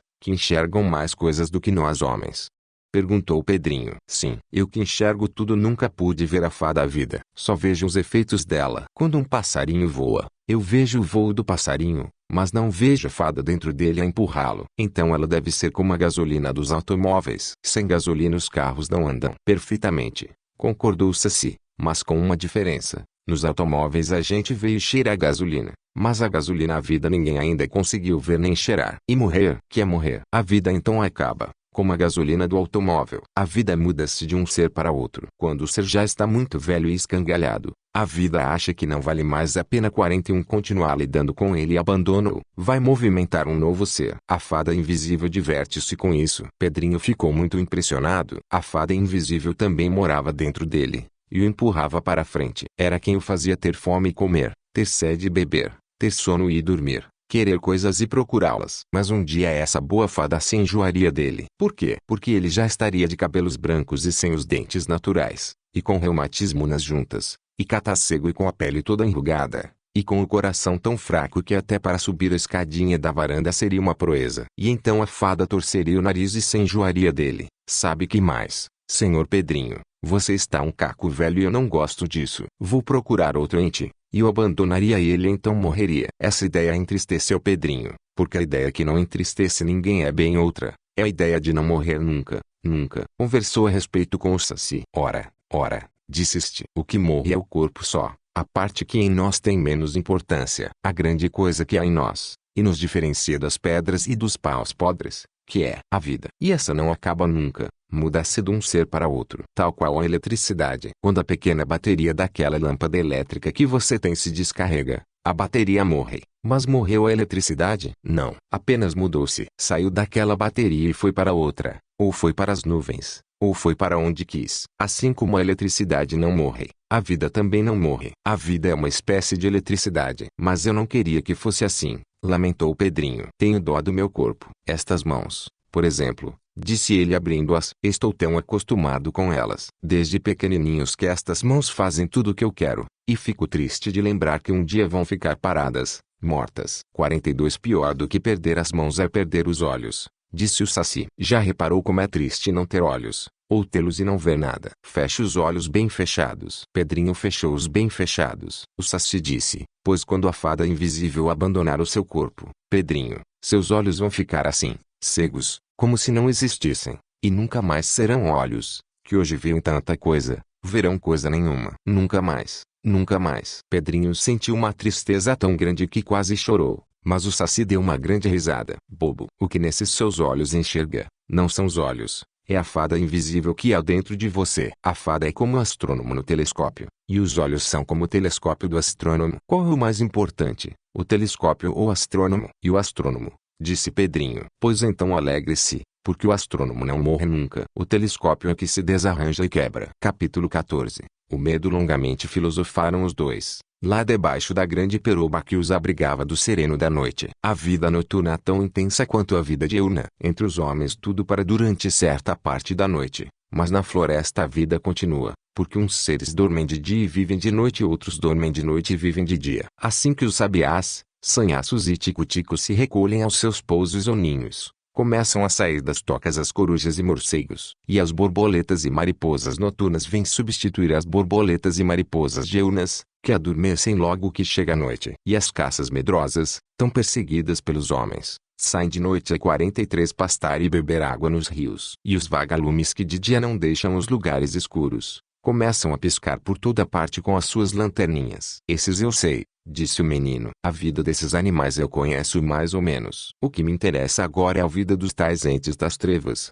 como diz tia Anastácia, os misteriosos, os que uns dizem que existem e outros juram que não existem. Compreendo, disse o Saci. Você refere-se aos chamados duendes, monstros, capetas, gnomos etc. Isso mesmo, amigo Saci. Ando desconfiando que tudo não passa de sonho. Eu não via nada na garrafa, antes de ter caído naquela modorra. Assim que a modorra chegou, você apareceu na garrafa e começou a falar. Desconfio que estou sonhando. Desconfio que isso é um pesadelo. Nos pesadelos é que aparecem monstros horríveis. Por quê? Porque aqui há coisas horríveis. Por causa do medo. Pedrinho, sabe o que é medo? O menino gabava-se de não ter medo de nada exceto de vespa e outros bichinhos venenosos. Mas não ter medo é uma coisa e saber que o medo existe é outra. Pedrinho sabia que o medo existe porque diversas vezes o seu coração pulara de medo. E respondeu, sei, sim. O medo vem da incerteza. Isso mesmo, disse o Saci. A mãe do medo é a incerteza e o pai do medo é o escuro. Enquanto houver escuro no mundo, haverá medo. E enquanto houver medo, haverá monstros como o que você vai ver. Mas se a gente vê esses monstros, então eles existem. Perfeitamente. Existem para quem os vê e não existem para quem não os vê. Por isso digo que os monstros existem e não existem. 44 Não entendo, declarou Pedrinho. Se existem, existem. Se não existem, não existem. Uma coisa não pode ao mesmo tempo existir e não existir. Bobinho, declarou o Saci. Uma coisa existe quando a gente acredita nela, e como uns acreditam em monstros e outros não acreditam. Os monstros existem e não existem. Aquela filosofia do Saci já estava dando dor de cabeça no menino, o qual suspirou e disse, basta, amigo Saci. Não quero mais saber de filosofias. Quero conhecer os segredos da noite na floresta. Mostre-me os filhos do medo que você conhece. Desde que há tanta gente medrosa no mundo, deve haver muitos filhos do medo. Se há, exclamou o Saci. Os medrosos são os maiores criadores das coisas que existem. Não tem conta o que lhes sai da imaginação. As mitologias daqueles velhos povos estão cheias de terríveis criações do medo. Aqui nestas Américas, temos também muitas criações do medo. Não só dos índios chamados aborígenes, como dos negros que vieram da África. Pedrinho lembrou-se do tio Barnabé, que era africano. Tio Barnabé, por exemplo, disse ele, é um danado para saber essas coisas. Conhece todos os filhos do medo. Foi ele quem me explicou o caso dos sacis. Conte-me no que é que os índios acreditavam. Os índios, começou o Saci, não usavam durante a noite aquelas luzes que Dona Benta usa lá no sítio, aqueles lampiões de querosene. Nem usavam a luz elétrica que há nas cidades. Só usavam fogueirinhas de pouca luz e, por isso o medo entre os índios era grande. Quanto maior é o escuro, maior o medo, e quanto maior 45 o medo, mais coisas a imaginação vai criando. Já ouviu falar no Jurupari? Não. Pois é o diabo dos índios, o espírito mau que aparece nos sonhos e transforma os sonhos em pesadelos horríveis. Insônia, mal-estar, inquietação, tudo o que é desagradável, vem desse Jurupari. Mas como é ele? Um espírito sem forma, tipo o espírito mau que se diverte em agarrar os que estão dormindo e causar-lhes todos os horrores dos pesadelos. E parece que segura as vítimas pela garganta, porque elas esperneiam e se debatem, mas não podem gritar. Oh, eu já tive um pesadelo assim, disse o menino. Lembro-me muito bem. Eu ia caindo num buracão enorme. Quis gritar por vovó, mas foi inútil. A voz não saía, pois era o Jurupari que estava apertando a sua garganta. O divertimento dele é esse. Anda de casa em casa provocando pesadelos horríveis nos que encontra dormindo. Nesse momento um ruído entre as folhas chamou a atenção de ambos. Psite, fez o Saci. Atenção, qualquer coisa vem vindo. Ficaram os dois imóveis. O coração de Pedrinho batia apressado. O Curupira, sussurrou o Saci, quando um vulto apareceu. Veja, tem cabelos e pés virados para trás. Parece um menino peludo, murmurou Pedrinho. 46 E é isso mesmo. É um menino peludo que toma conta da caça nas florestas. Só admite que os caçadores caçem para comer. Aos que matam por matar, de malvadeza, e aos que matam fêmeas com filhotes que ainda não podem viver por si mesmos. O Curupira persegue sem dó. Bem feito. Mas como os persegue? De 1000 maneiras. Uma das maneiras é disfarçar-se em caça e ir iludindo o caçador até que ele se perca no mato e morra de fome. Outra maneira é transformar em caça os amigos, os filhos ou a mulher do caçador, de modo que sejam mortos por ele mesmo. Pedrinho achou que não podia haver nada mais justo. O Saci prosseguiu. Esse que vai passando está a pé, Mas em regra o curupira anda montado num veado e traz na mão uma vara de japecanga. Que é japecanga? Uma planta que é remédio para a doença do sangue. Também é conhecida como salsaparrilha. E por que anda com essa vara de japecanga? Que ideia? Não sei, ele é que sabe. E o curupira tem um cachorro de nome Papamel que não o larga. Assim que avista um caminhante na estrada, começa logo a cantar: currupaco, papaco, currupaco, papaco. Isso é cantiga de papagaio, lembrou Pedrinho. Na casa do coronel Teodorico há um que só diz isso. 47 Pois foi com o curupira que os papagaios aprenderam o currupaco. Papagaio não inventa palavras, apenas repete as que ouve. Mas o curupira, com os seus pés voltados para trás, não se demorou muito por ali. Descobriu um rastro de paca e lá se foi, com certeza para ver como ela ia passando em sua toca. Que horas serão? Perguntou o menino. O Saci respondeu que faltava pouco para meia-noite. Como sabe? Por aquela flor, respondeu o Saci indicando uma flor que não estava de todo aberta. É o meu relógio aqui. Só abre completamente à meia-noite. Capítulo 15. O Boitatá. Eu ouço falar na Yara e no Boitatá. Será que poderei ver um deles hoje? Perguntou Pedrinho. A Yara pode, respondeu o Saci, porque há uma que mora por aqui em certo ponto do rio. Mas Boitatá, não. Só existe lá pelo sul. Como é? Pois o Boitatá é um monstro muito interessante. Quase que só tem olhos, uns olhos enormes, de fogo. De noite vê tudo. De dia não enxerga nada, tal qual as corujas. Dizem que certa vez houve um grande dilúvio em que as águas cobriram todos os campos do sul. E o Boitatá, então, subiu ao ponto mais alto de todos. Lá fez um grande buraco e se escondeu durante todo o tempo do dilúvio. E tantos anos passou no buraco escuro que seu corpo foi diminuindo e os olhos crescendo, e ficou como é hoje, quase que só olhos. Afinal 48 as águas do dilúvio baixaram e o Boitatá pôde sair do buraco, e desde esse tempo não faz outra coisa senão passear pelos campos onde há carniça de animais mortos. Dizem que às vezes toma a forma de cobra, com aqueles grandes olhos em lugar de cabeça. Uma cobra de fogo que persegue os gaúchos que andam a cavalo de noite. Eu sei dessa história. É o fogo-fato. Vovó já nos explicou que esses fogos são fosforescências emitidas pelas podridões. No sul também existe a célebre história do negrinho do pastoreio. Conhece? Não será uma espécie de Saci dos Pampas. Não. Trata-se de coisa muito diferente. Esse negrinho foi apenas um mártir. Sofreu os maiores horrores de um senhor de escravos muito cruel. Morreu e virou santinho. Conte a história dele. E o Saci contou. Capítulo 16. O negrinho havia um fazendeiro, ou estancieiro, como se diz lá no sul, que era muito mau para os escravos. Isso foi no tempo em que havia escravidão neste país. Uma vez comprou uma ponta de novilhos para engordar em seus pastos. Era inverno, um dos piores invernos que por lá houve, de tanto frio que fazia. Negrinho, disse o estancieiro para um molecote da fazenda, que andava por ali. Estes novilhos precisam acostumar-se nos meus pastos, por isso você vai tomar conta deles. Todas as tardes tem de tocar a ponta inteira para o curral, onde dormirão fechados, depois de contados por mim. Tome muito tempo, hein? Se faltar na contagem um só que seja, você me paga. 49 O pobre molecote só tinha 14 anos de idade. Mesmo assim não teve remédio senão ir para o campo tomar conta do gado. Era gado arisco, ainda não querenciado naquela fazenda, de modo que, para começar, logo no primeiro dia um dos novilhos faltou na contagem. O estancieiro não quis saber de explicações. Vendo que o número não estava certo, botou o cavalo em que estava montado para cima do negrinho e deu-lhe uma tremenda sova de chicote. Depois disse: e agora é ir procurar o novilho que falta. Se não me der conta dele, eu dou conta de você, seu grandíssimo patife.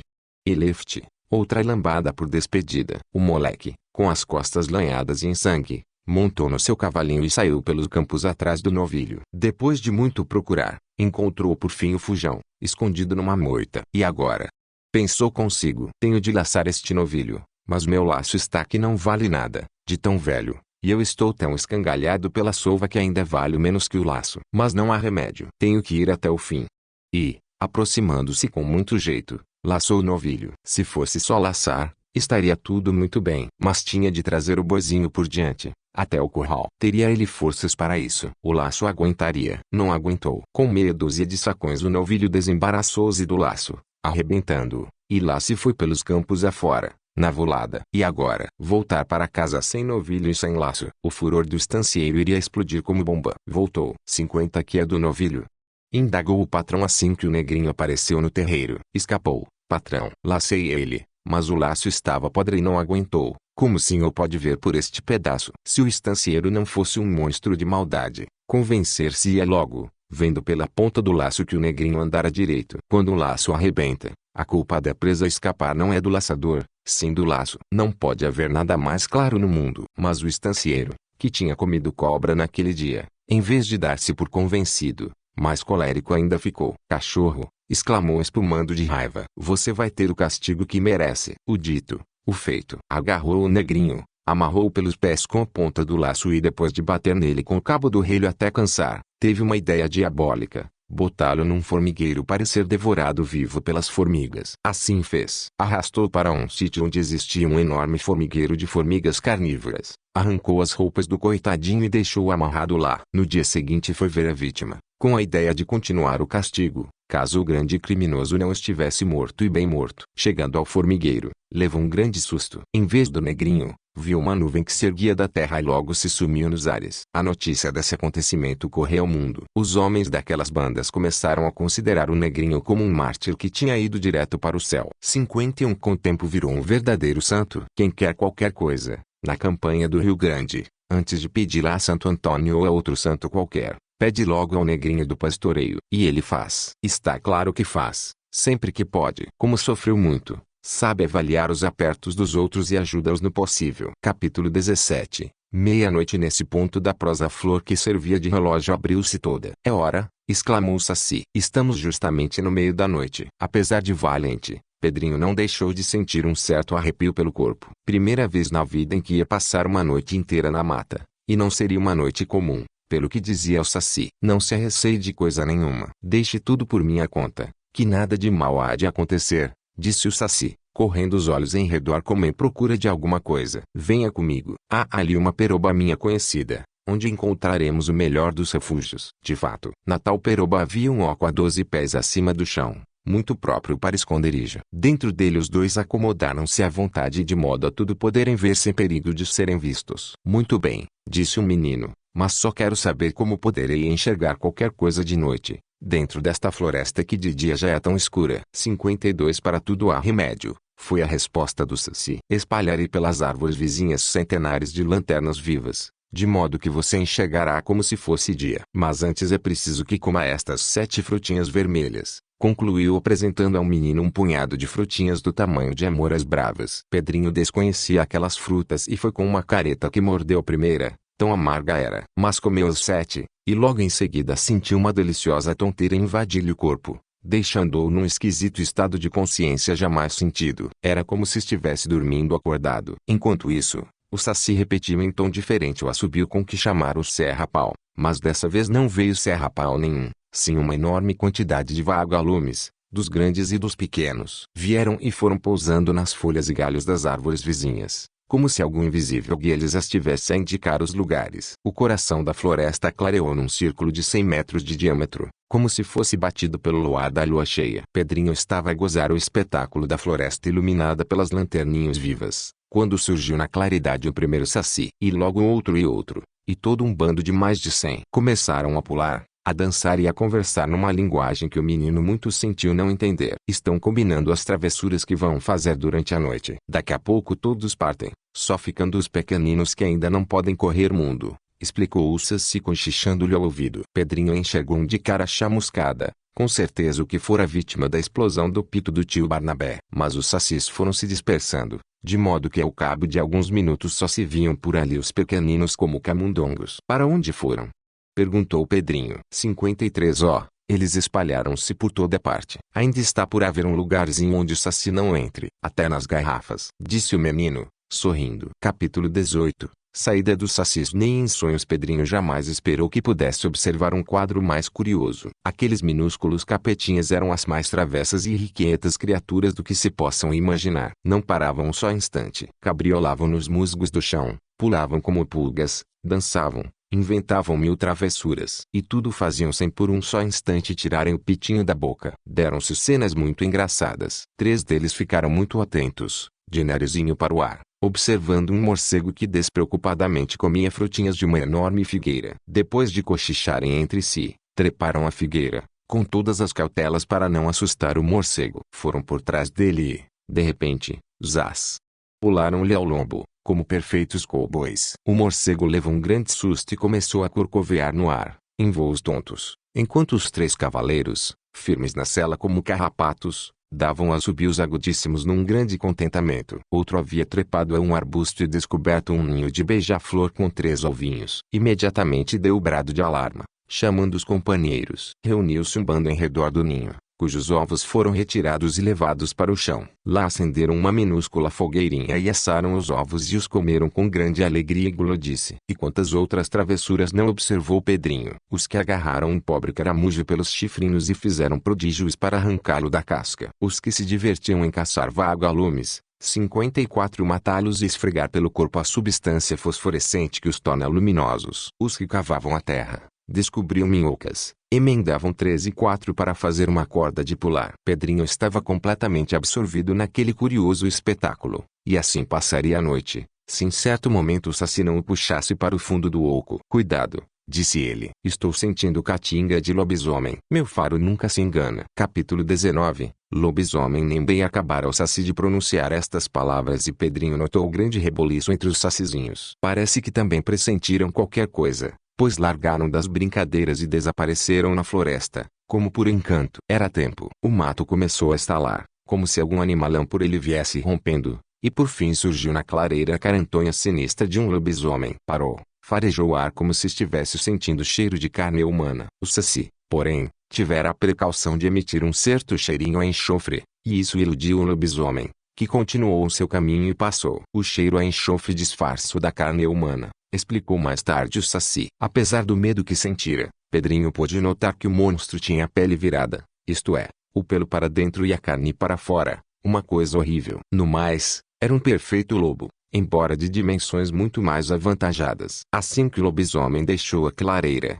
o menino respirou um ar de alívio, e pediu ao Saci que lhe contasse alguma coisa desses monstros. 55 dizem, respondeu o Saci, que quando uma mulher tem 7 filhos machos, o 7º vira lobisomem na noite das sextas-feiras. Sai então pelos campos, invade os galinheiros, onde come um produto das galinhas que não é ovo, e também assalta e devora os cães e as crianças que encontra pelo caminho. Se alguém ataca um lobisomem e corta-lhe uma das patas, ele vira imediatamente no homem que é, e esse homem fica por toda a vida aleijado do membro correspondente à pata cortada. Pedrinho não resistiu à tentação de ver de perto as pegadas do monstro e apesar das advertências do Saci saiu do oco para examiná-las à luz de vagalume. Mas não teve tempo. Assim que saiu do oco, ouviu um estranho rumor ao longe, seguido do agudo assobio do Saci chamando-o. Voltou precipitadamente. Que há?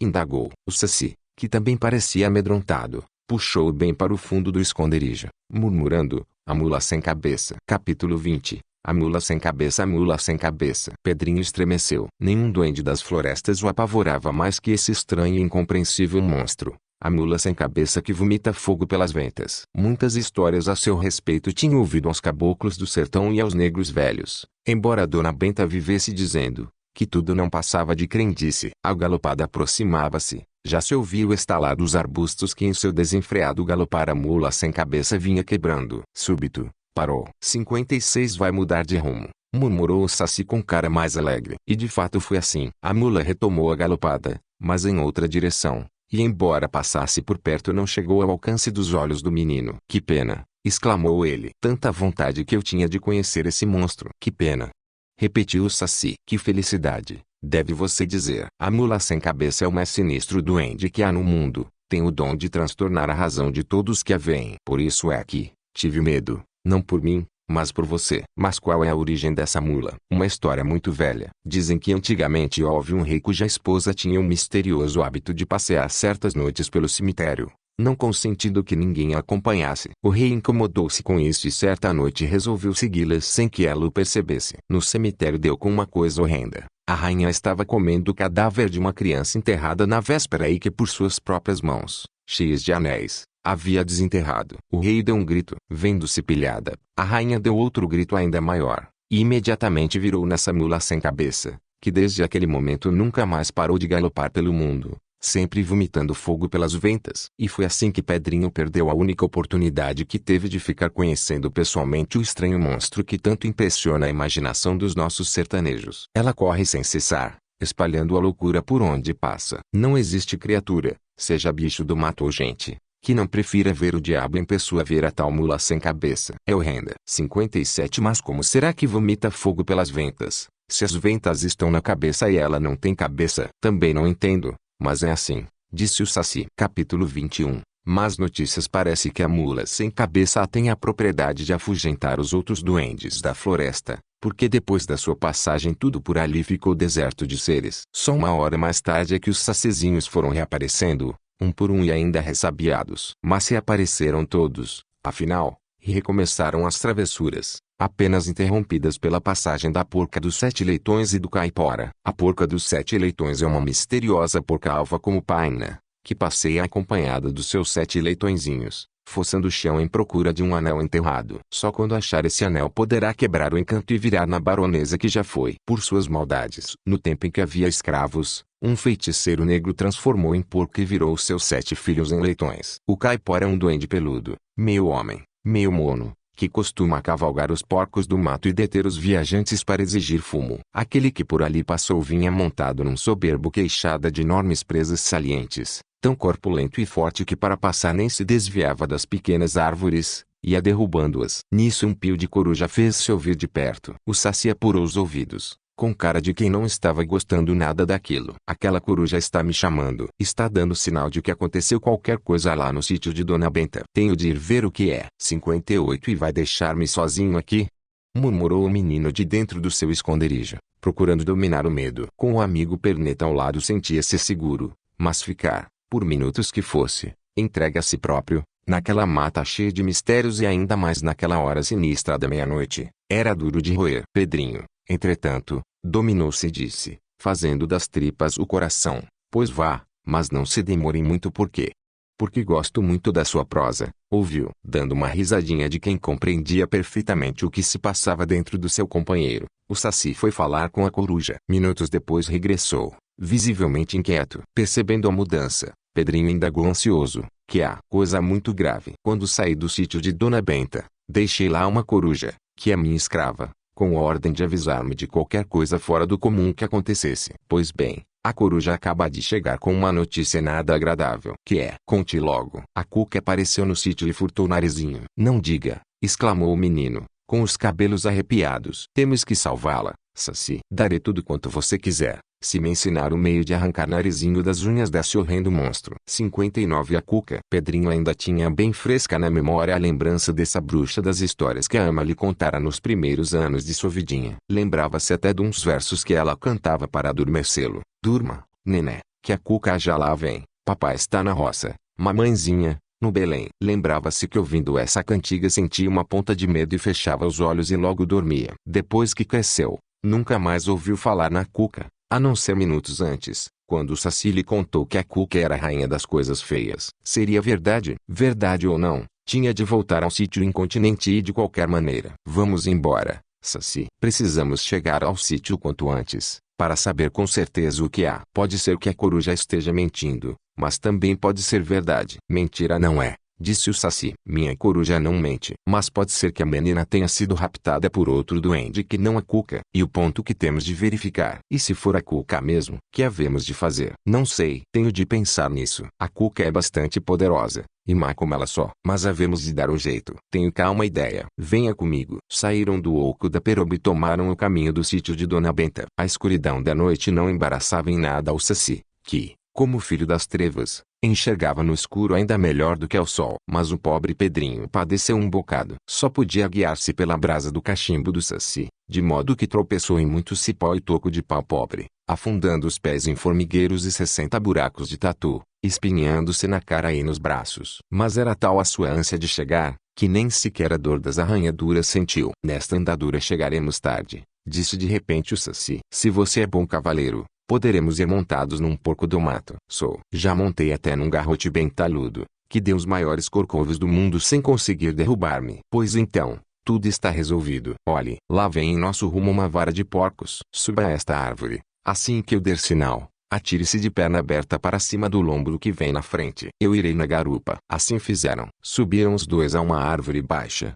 Logo que o porco-chefe passou por debaixo da árvore, Pedrinho e o Saci atiraram-se sobre ele, agarrando-se aos compridos pelos do cangote. Assustado com aquela manobra, O pobre porco disparou numa galopada louca pela mata afora, na direção desejada pelo Saci. Este habilíssimo dendezinho tinha jeito para tudo, inclusive dirigir porcos do mato como se os trouxesse seguros por um bom par de rédeas. Pedrinho não percebeu de que modo o Saci conseguia isso, nem teve tempo de o perguntar. Todas as suas energias eram poucas para manter-se firme no lombo da cavalgadora de nova espécie. Aquela corrida com o Saci dentro da noite iria constituir a mais arrojada aventura da sua vida. Por mais anos que se passassem, ele jamais poderia esquecer-se dela. Capítulo 22. Chegam ao sítio depois de cumprida a caminhada. O menino percebeu que já estava em terras do sítio. Viu o rancho do tio Barnabé perto da ponte. Em seguida os pastos. Finalmente a casa de sua querida vovó. 61 No terreiro saltaram do porco do mato, o qual, aliviado da carga,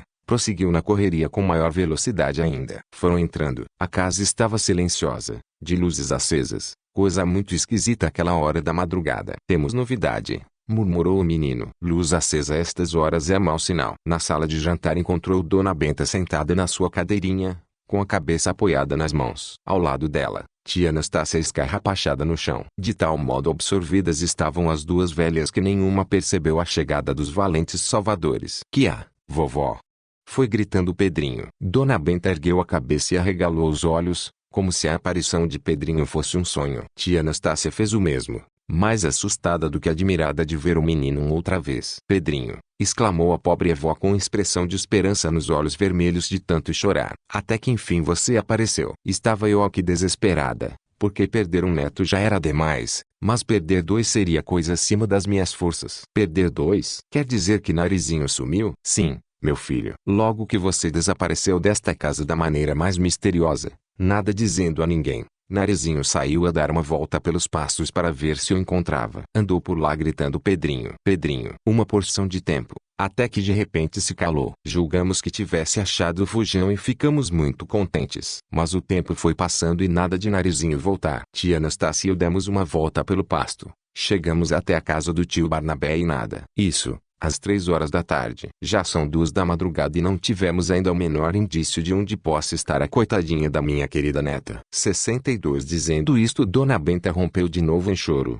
acompanhada de tia Anastácia. Pedrinho contou onde estivera aí, depois de consultar em segredo Saci, consolou Dona Benta e a Preta, dizendo que sabia onde Narizinho estava e iam buscá-la. É verdade isso ou você está fantasiando para me consolar? Pedrinho, que nunca mentia, sentiu tanto dó das pobres velhas que pela primeira vez na vida resolveu enganá-las com uma mentira de bom tamanho. Deu uma risada e disse, não se assuste, vovó. Narizinho e eu resolvemos pregar uma grande peça na senhora, mas essa peça é um segredo que não posso contar. Só amanhã, ao clarear do dia, e deu uma grande risada. Dona Benta sossegou um pouco e ralhou severamente com o menino, fazendo ver o transtorno que aquela estranha surpresa lhe causara. Disse que sofria do coração e que se coisas assim se repetissem o certo era ir para a cova antes do tempo. Pedrinho sossegou-a como pôde e saiu para o terreiro, gritando que se acalmasse porque dentro de 1 ou 2 horas estaria de volta com a menina. Lá no terreiro, só com o Saci outra vez, voltou-se para ele e disse,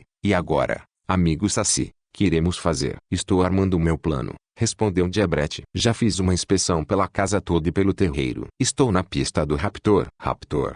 Repetiu o menino sem nada compreender. 63 Sim. Narizinho foi raptada pela Cuca. Descobri o rastro da horrenda bruxa perto da porteira. Temos de ir à caverna onde mora a Cuca e ver o que há. Mas se a Cuca é poderosa como você diz, que poderemos fazer? Não sei. Lá veremos. O que é preciso é não desanimar. Se ela é poderosa, eu sou astucioso. A astúcia inúmeras vezes vence a força. Faça das tripas coração e acompanhe-me. O mal foi termos deixado escapar o porco que nos trouxe. Precisamos descobrir nova montaria. Isso é fácil. O meu cavalinho Pangaré está no pasto de dentro. Manso como é, podemos pegá-lo e cavalgá-lo em pelo. Pois vamos pegar o Pangaré, concordou o Saci. Não foi difícil. Logo que o cavalinho reconheceu o dono, veio na direção dele no trote. Pedrinho montou, com o Saci na garupa, e lá partiu na galopada. Pedrinho logo percebeu que qualquer animal montado pelo Saci mudava de modos, ficando não só mais ligeiro do que nunca e fogoso, como ainda com um senso de direção que parecia sobrenatural. Inúmeras vezes tinha cavalgado o Pangaré e galopado nele,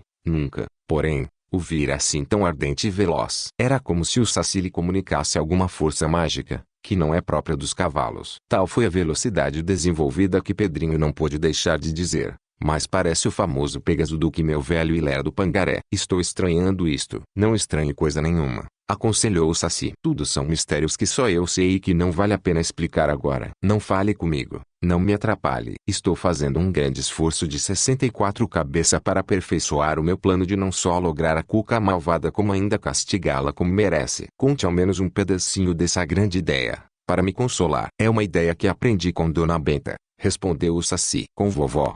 Inquiriu o menino admirado. Como isso, se vovó jamais teve coragem de falar com você? Sim, nunca falou comigo, mas muita coisa do que ela disse eu ouvi de dentro da garrafa. Meus ouvidos são apuradíssimos. Lembro-me da história de um pingo d'água que ela contou certa noite. História de um pingo d'água?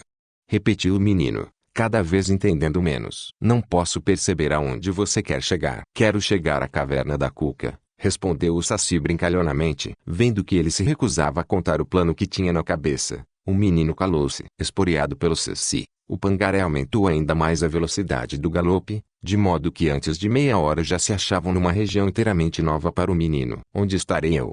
Ia ele pensando, sem coragem de interrogar o Saci, de tal modo via concentrado nas combinações do seu célebre plano. Capítulo 24. A Cuca súbito o Saci exclamou. Ela, 65 ela o quê?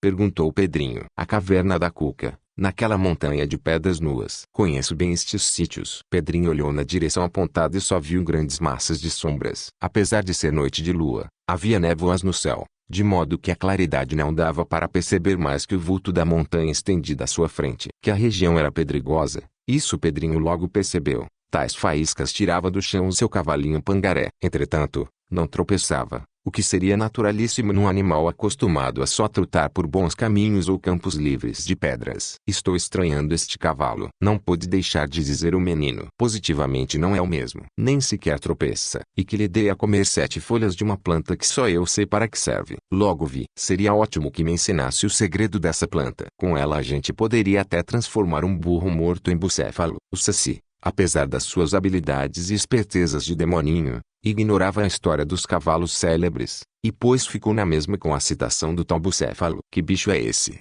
Perguntou. Oh, era o cavalo de Alexandre, o grande, um cavalo bravíssimo, que nenhum homem, fora Alexandre, jamais conseguiu domar. Um dia, quando estivermos sossegados, hei de contar a história dos grandes cavalos. 66 Sim, interrompeu Saci, mas agora feche o bico. Estamos nos domínios da Cuca, onde qualquer imprudência nos pode custar caro. Essa horrenda bruxa tem ouvidos ainda mais apurados que os meus. Pedrinho calou-se. Nisto a lua saiu de trás das nuvens e ele pôde ver melhor o sítio onde se achava. Bem à frente erguia-se a muralha de uma montanha de pedras negras, com a arvoredo retorcido brotando das brechas. Era uma paisagem diabólica, que punha nos nervos das criaturas os mais esquisitos arrepios. Lugar bom mesmo para a morada de monstros como a Cuca. É ali, murmurou baixinho o Saci, apontando para uma abertura negra. É ali a entrada da caverna da grande malvada. Como sabe?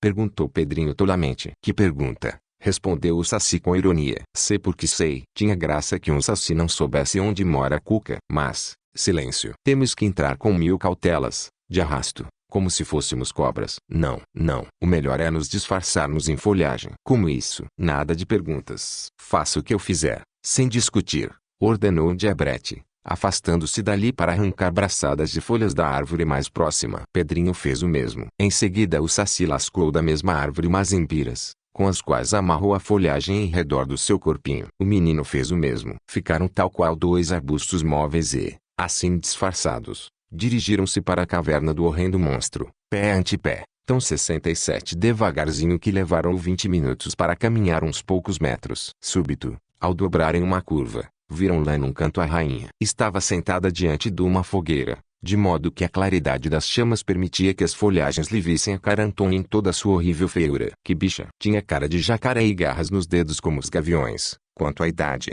devia andar para mais de 3.000 anos. Era velha como o tempo. Estamos de sorte, disse o Saci ao ouvido do menino. A Cuca só dorme uma noite cada 7 anos e chegamos justamente numa dessas noites. Como sabe?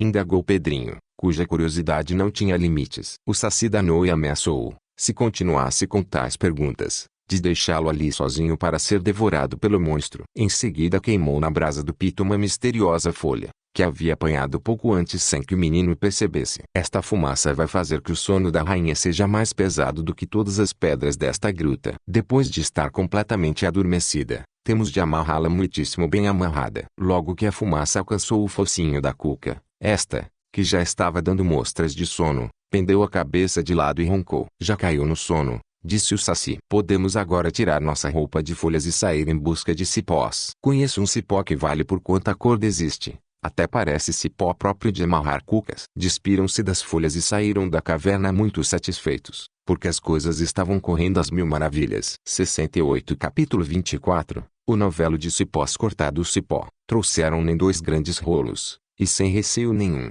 pois os roncos da cuca mostravam que ela estava a dormir como quem não dormia há 7 anos. Começaram a amarrá-la dos pés à cabeça. Mais uma vez teve Pedrinho de reconhecer como era hábil e arteiro seu amigo Saci. Amarrar parece coisa fácil, mas não é. Se Pedrinho houvesse amarrado a cuca, o mais certo era que com 2 safanões a bruxa se livrasse da cipoada num minuto. Mas com o Saci deu-se coisa diferente. O diabinho parecia nunca ter feito outra coisa na vida. Amarrou com a mesma ciência com que as aranhas amarram as moscas nas suas teias, sem deixar um ponto fraco. O segredo, explicou ele, era estudar a amarração de modo que ao despertar a cuca não pudesse fazer o menor movimento. Porque se a criatura amarrada puder fazer um pequeno movimento, por menor que seja, afrouxará um ponto no amarrilho, e depois afrouxará outro ponto e assim irá até libertar-se de uma vez. Terminada a obra, em vez de cuca viu-se no chão um verdadeiro carretel de cipó. Sim, senhor, exclamou o Pedrinho. Aprendi mais hoje do que em toda a minha vida. Esta diaba pode ter a força de 100 elefantes, mas duvido que escape da nossa amarração. O Saci sorriu daquele nossa, mas calou-se. Limitou-se a enxugar o suor da testa. Temos agora de acordá-la, disse depois. Deixe esse ponto comigo, pediu o menino. Com um bom pau de guatambu, eu acordo bem acordada. Nada de paus. Você não conhece a cuca? Um monstro de 3.000 anos, como ela, havia de rir-se das pauladas de um menino como 69 você. A força, é impossível lutar com ela. Temos de usar da astúcia. A arma a empregar vai ser o pingo d'água. Lá vem o pingo d'água outra vez, exclamou o menino. Até parece caçoada, querer com um pobre pingo d'água dominar uma bruxa destas. Pois fique sabendo que é o único meio. Pedrinho não entendeu, ficando de boca aberta a ver as manobras do Saci. A engenhosa criaturinha trepou que nem macaco pelas estalactites gotejantes da gruta até alcançar a que ficava bem a prumo sobre a cabeça da cuca. E lá, então, encaminhou um fiozinho d'água de modo que gotejasse lentamente bem no meio da testa da cuca. Baste isso,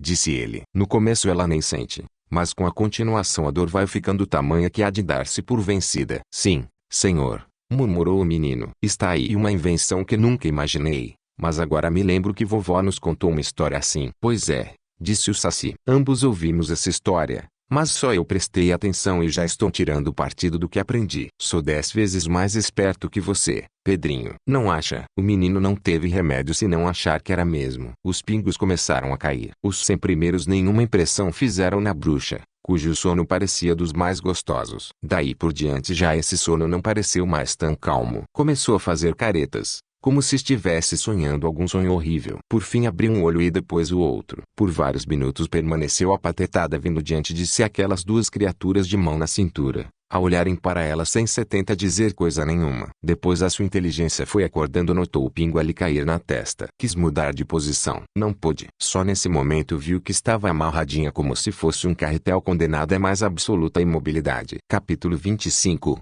O pingo d'água. A cólera da cuca foi medonha. Deu um urro de ouvir-se a 10 léguas dali, tamanho tão horrendo que por um triz Pedrinho não disparou na corrida. E outro urro, e mais de 100. Berre, demônio, gritou o Saci. Berre até arrebentar. Pingo d'água não tem ouvidos, nem tem pressa. Esse que botei pingando nessa horrenda caraça vai divertir-se em pingar no mesmo lugarzinho por 100 anos, se for preciso. Sei que cuca é bicho duro, mas quero ver se pode com um pingo d'água que não tem pressa nenhuma, nem tem outra coisa a fazer na vida senão pingar, pingar, pingar. A dor que a queda de um pingo atrás do outro já estava causando nos miolos da bruxa começava a crescer ponto por ponto. Cada novo pingo era um ponto mais de dor. Naquele andar ela não suportaria o suplício nem um mês, quanto mais os 100 anos com que ameaçara o Saci. Parem com esse pingo d'água, berrou a bruxa. Parar tinha graça. Se estamos apenas começando, como quer você que paremos? Já arrumei tudo, de modo que o pingo pingue durante 100 anos, e se não for suficiente, Arranjarei as coisas de modo que depois desses 100 anos pingue outros 100. 200 anos de pingo na testa parece-me uma boa conta, não acha? A Cuca ainda urrou como 100.000 onças feridas, e espumou de cólera, e ameaçou seus e terras. Por fim viu que estava fazendo 71 papel de boba, pois havia encontrado afinal um adversário mais inteligente do que ela, e disse: parem com este pingo que já está me pondo louca. Tenho dó de uma pobre velha. Pobre velha. A coitadinha. Quem não a conhece que a compre. Bruxa de uma figa. Só pararemos com a água se você nos contar o que fez de narizinho. Exclamou a bruxa, percebendo afinal a causa de tudo aquilo. Já sei. Pois se sabe, desembuche. Do contrário, a sua sina está escrita, há de morrer no maior suplício que existe. E nada de tentar enganar-nos. É melhor ir dizendo onde está a menina, o mais depressa possível. Farei o que quiserem, mas primeiro hão de desviar de minha testa este maldito pingo que me está deixando louca. Assim será feito, disse o Saci trepando de novo às estalactites e desviando o fiozinho d'água para um lado. A Cuca deu um suspiro de alívio. Tomou o fôlego, descansou um bocado, depois disse: encantei essa menina que vocês procuram, mas só poderei romper o encanto se vocês me trouxerem um fio de cabelo da Yara. Sem isso é impossível. Não seja essa a dúvida, respondeu o Saci. Iremos buscar o fio de cabelo da Yara. Se ao voltarmos, você não quebrar o encanto, juro que deixarei o pingo pingar nessa testa horrenda, não 100 anos, mas 100.000 anos. Está ouvindo? 72 e, dizendo isto, tomou o Pedrinho pela mão e retirou-se com ele da caverna. Capítulo 26. A Yara. Vamos à cachoeira onde mora a Yara, disse. Essa rainha das águas costuma aparecer sobre as pedras nas noites de lua. E muito possível que possamos surpreendê-la a pentear os seus lindos cabelos verdes com o pente de ouro que usa. Dizem que é criatura muito perigosa, murmurou Pedrinho. Perigosíssima, declarou o Saci. Todo cuidado é pouco. A beleza da Yara dói tanto na vista dos homens que os segue e os puxa para o fundo d'água. A Yara tem a mesma beleza venenosa das sereias. Você vai fazer tudo direitinho como eu mandar. Do contrário, era uma vez o neto de Dona Benta. Pedrinho prometeu obedecer-lhe cegamente. Andaram. Por fim chegaram a uma grande cachoeira cujo ruído já vinham ouvindo de longe. É ali, disse o Pernito apontando. É ali que ela costuma vir pentear-se ao luar. Mas você não pode vê-la. Tem de ficar bem quietinho, escondido aqui atrás desta pedra e sem licença de pôr os olhos na Yara. Se não fizer assim, há de arrepender-se amargamente. O menos que poderá acontecer é ficar cego. Pedrinho prometeu, e de medo de não cumprir o prometido foi logo tapando os olhos com as mãos. O Saci partiu, saltando de pedra em pedra, para logo desaparecer por entre as moitas de samambaias e begônias silvestres. 73. Vendo-se só, Pedrinho arrependeu-se de haver prometido conservar-se de olhos fechados. Já tinha visto o lobisomem, o caipora, o curupira, a Cuca, porque não havia de ver a Yara também. O que diziam do poder fatal dos seus encantos certamente o que era exagero. Além disso, poderia usar um recurso, espiar com um olho só. O gosto de contar a toda gente que tinha visto a famosa Yara valia bem um olho. Assim pensando, e não podendo por mais tempo resistir à tentação,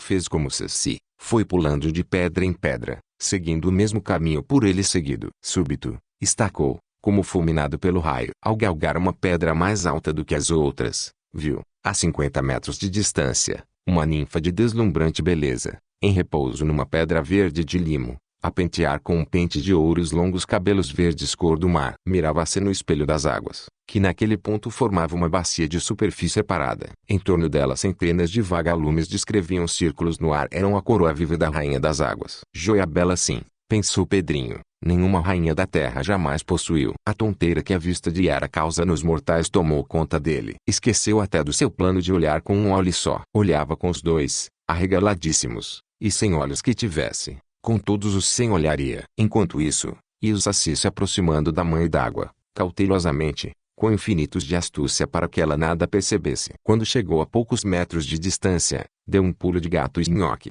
Furtou-lhe um fio de cabelo. O susto da Yara foi grande. Desferiu um grito e precipitou-se nas águas, desaparecendo. O Saci não esperou por mais. Com espantosa agilidade de macaco, aos pinotes, saltando as pedras de duas em duas, de três em três, num momento se achou no ponto onde Pedrinho, ainda no 74 deslumbramento da beleza, jazia de olhos arregalados, imóvel, feito uma estátua. Louco, exclamou o Saci lançando-se a ele esfregando-lhe nos olhos um punhado de folhas colhidas no momento. Não fosse o acaso ter posto aqui ao meu alcance esta planta maravilhosa e você estaria perdido para sempre. Louco, 10 vezes louco, louquíssimo, que você é, Pedrinho. Porque me desobedeceu. Não pude resistir, respondeu o menino logo que a fala lhe voltou. Era tão linda, tão linda, tão linda, que me considerei feliz de perder até os dois olhos em troca do encantamento de contemplá-la por uns segundos. Pois saiba que cometeu uma grande falta. Não devia pensar unicamente em si, mas também na pobre Dona Benta,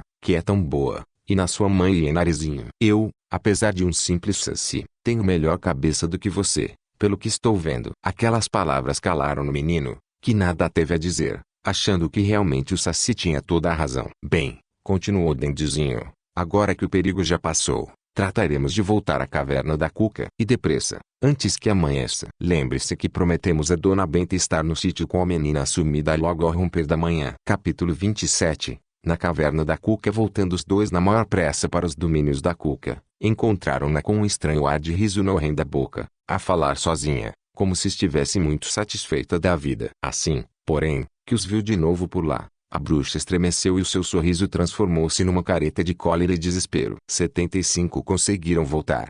Exclamou traindo os seus maus pensamentos. Está claro que sim, respondeu o saci. E trouxeram o fio de cabelo da Yara? Está claro que sim, repetiu o saci. Ei-lo aqui, disse, apresentando a horrenda megera o verde fio de cabelo da mãe d'água. A Cuca estorceu-se toda dentro do novelo de cipós num supremo arranco para libertar-se daquela prisão. Nada conseguindo, pôs-se a vociferar e a soltar pela horrível boca uma espuma venenosa. Aquela história da Yara e do fio de cabelo tinha sido apenas um embuste de que lançara a mão para perder o saci e o menino, na certeza de que nenhum deles resistiria aos encantos da Yara. Mas vendo que se tinha enganado, debatia-se no maior acesso de cólera e desespero, sentindo-se completamente vencida. E por quem? Por um menino de 9 anos e mais um sacizinho. Entretanto, pérfida como era, tentou ainda usar da astúcia. Acalmou-se e disse, num tom muito amável, muito bem. Mas esse fio de cabelo da Yara não basta para romper o encanto da menina. Preciso ainda de um fio de barba do caipora. Perfeitamente,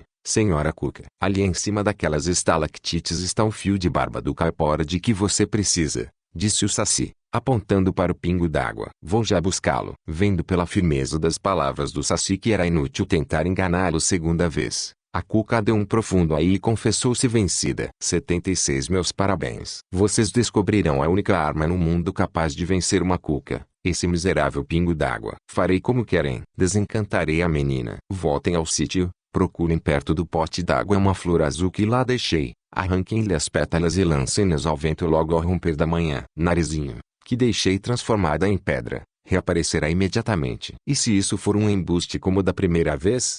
Perguntou Pedrinho. Não é. Reconheço que fui vencida em teimar. Voltem ao sítio, façam o que eu disse e depois venham desamarrar-me. Juro que jamais perseguirei qualquer pessoa lá do sítio. Capítulo 28. Desencantamento. A madrugada já vinha rompendo quando os dois aventureiros chegaram de novo ao sítio. Dona Benta e tia Anastácia estavam ainda acordadas, porém mais calmas do que da primeira vez. Assim que os viram entrar, exclamaram ambas ao mesmo tempo, trouxeram Narizinho. Sim, vovó, respondeu Pedrinho sem ter a certeza de que ela se desencantaria ou não. Espere mais um minuto que vai ver de novo sua neta, forte e corada como sempre. Falou e correu a ver se atrás do pote existia alguma flor azul. Lá estava ela, a tal flor azul, esquisitíssima e diferente de todas as flores conhecidas. O menino tomou-a, desfolhou e lançou as pétalas ao vento, como a Cuca mandara. Mal acabou de fazer isso, um fato maravilhoso se deu. Uma pedra do terreiro, que ninguém se lembrava de ter visto ali, principiou a inchar, a crescer e a tomar forma de gente. Segundos depois essa forma de gente começou a apresentar os traços de Narizinho, que, 77 por fim, reapareceu tal qual era, forte e corada como Pedrinho prometera a Dona Benta. Foi uma alegria. As duas velhas atiraram-se à menina e choraram quantas lágrimas ainda tinham dentro de si, mas desta vez do mais puro contentamento. Então, minha filha, que foi que aconteceu? Perguntou Dona Benta. Narizinho, ainda tonta, de pouco se recordava. Minutos após, entretanto, suas ideias principiaram a aclarar-se e pôde contar o que havia sucedido. Estou me lembrando, disse levando a mão pela testa. Foi assim. Eu estava com Emília debaixo da jabuticabeira. De repente, uma velha, muito velha e coroca, aproximou-se de mim com um sorriso muito feio na cara. Que é que a senhora deseja? Perguntei-lhe naturalmente. Desejo apenas oferecer à menina esta linda flor, respondeu ela, apresentando-me uma flor azul muito esquisita. Cheire, veja que maravilhoso perfume tem. Eu, sem desconfiar de coisa nenhuma, cheirei a tal flor, e imediatamente meu corpo principiou a endurecer. Perdi a fala, virei pedra. De nada mais me lembro senão que, de repente, fui revivendo outra vez e aqui estou. Só então Dona Benta compreendeu que Pedrinho a tinha enganado para evitar que ela morresse de dor, e perdoou-lhe aquela boa mentira. Depois fez-lhe grandes elogios, quando soube do muito que ele tivera de lutar para que o rei da Cuca revivesse a menina. 78 Vejo, Pedrinho, que você é um verdadeiro herói. Essa proeza que acaba de realizar até merece aparecer no livro como uma das mais notáveis que um menino da sua idade ainda praticou. Espere, vovó, disse Pedrinho com modéstia. Se a senhora empregar essas palavras para mim, que palavras empregará para o meu amigo Saci? Na verdade foi ele quem fez tudo. Sem a sua astúcia e conhecimento da vida misteriosa da floresta e dos hábitos da Cuca, eu sozinho nada teria conseguido. Absolutamente nada. Agradeça ao Saci, que não faz senão dar o seu ao seu dono, como diz tia Anastácia. Todos se voltaram para o Saci. Mas, que é do Saci? Exclamaram a um tempo. Procuraram-no por toda parte, inutilmente. O heroico duendezinho de uma perna só havia desaparecido. Ingrato, exclamou o Narizinho com tristeza. Foi-se embora sem nem ao menos despedir-se de mim. De noite, porém, ao deitar-se, verificou que havia sido injusta. Em cima do travesseiro encontrou um raminho de miosotes que não podia ter sido posto lá senão pelo Saci. Miosotes em inglês é forget me not, que significa não te esqueças de mim. Que alma poética ele tem, murmurou a menina, comovida.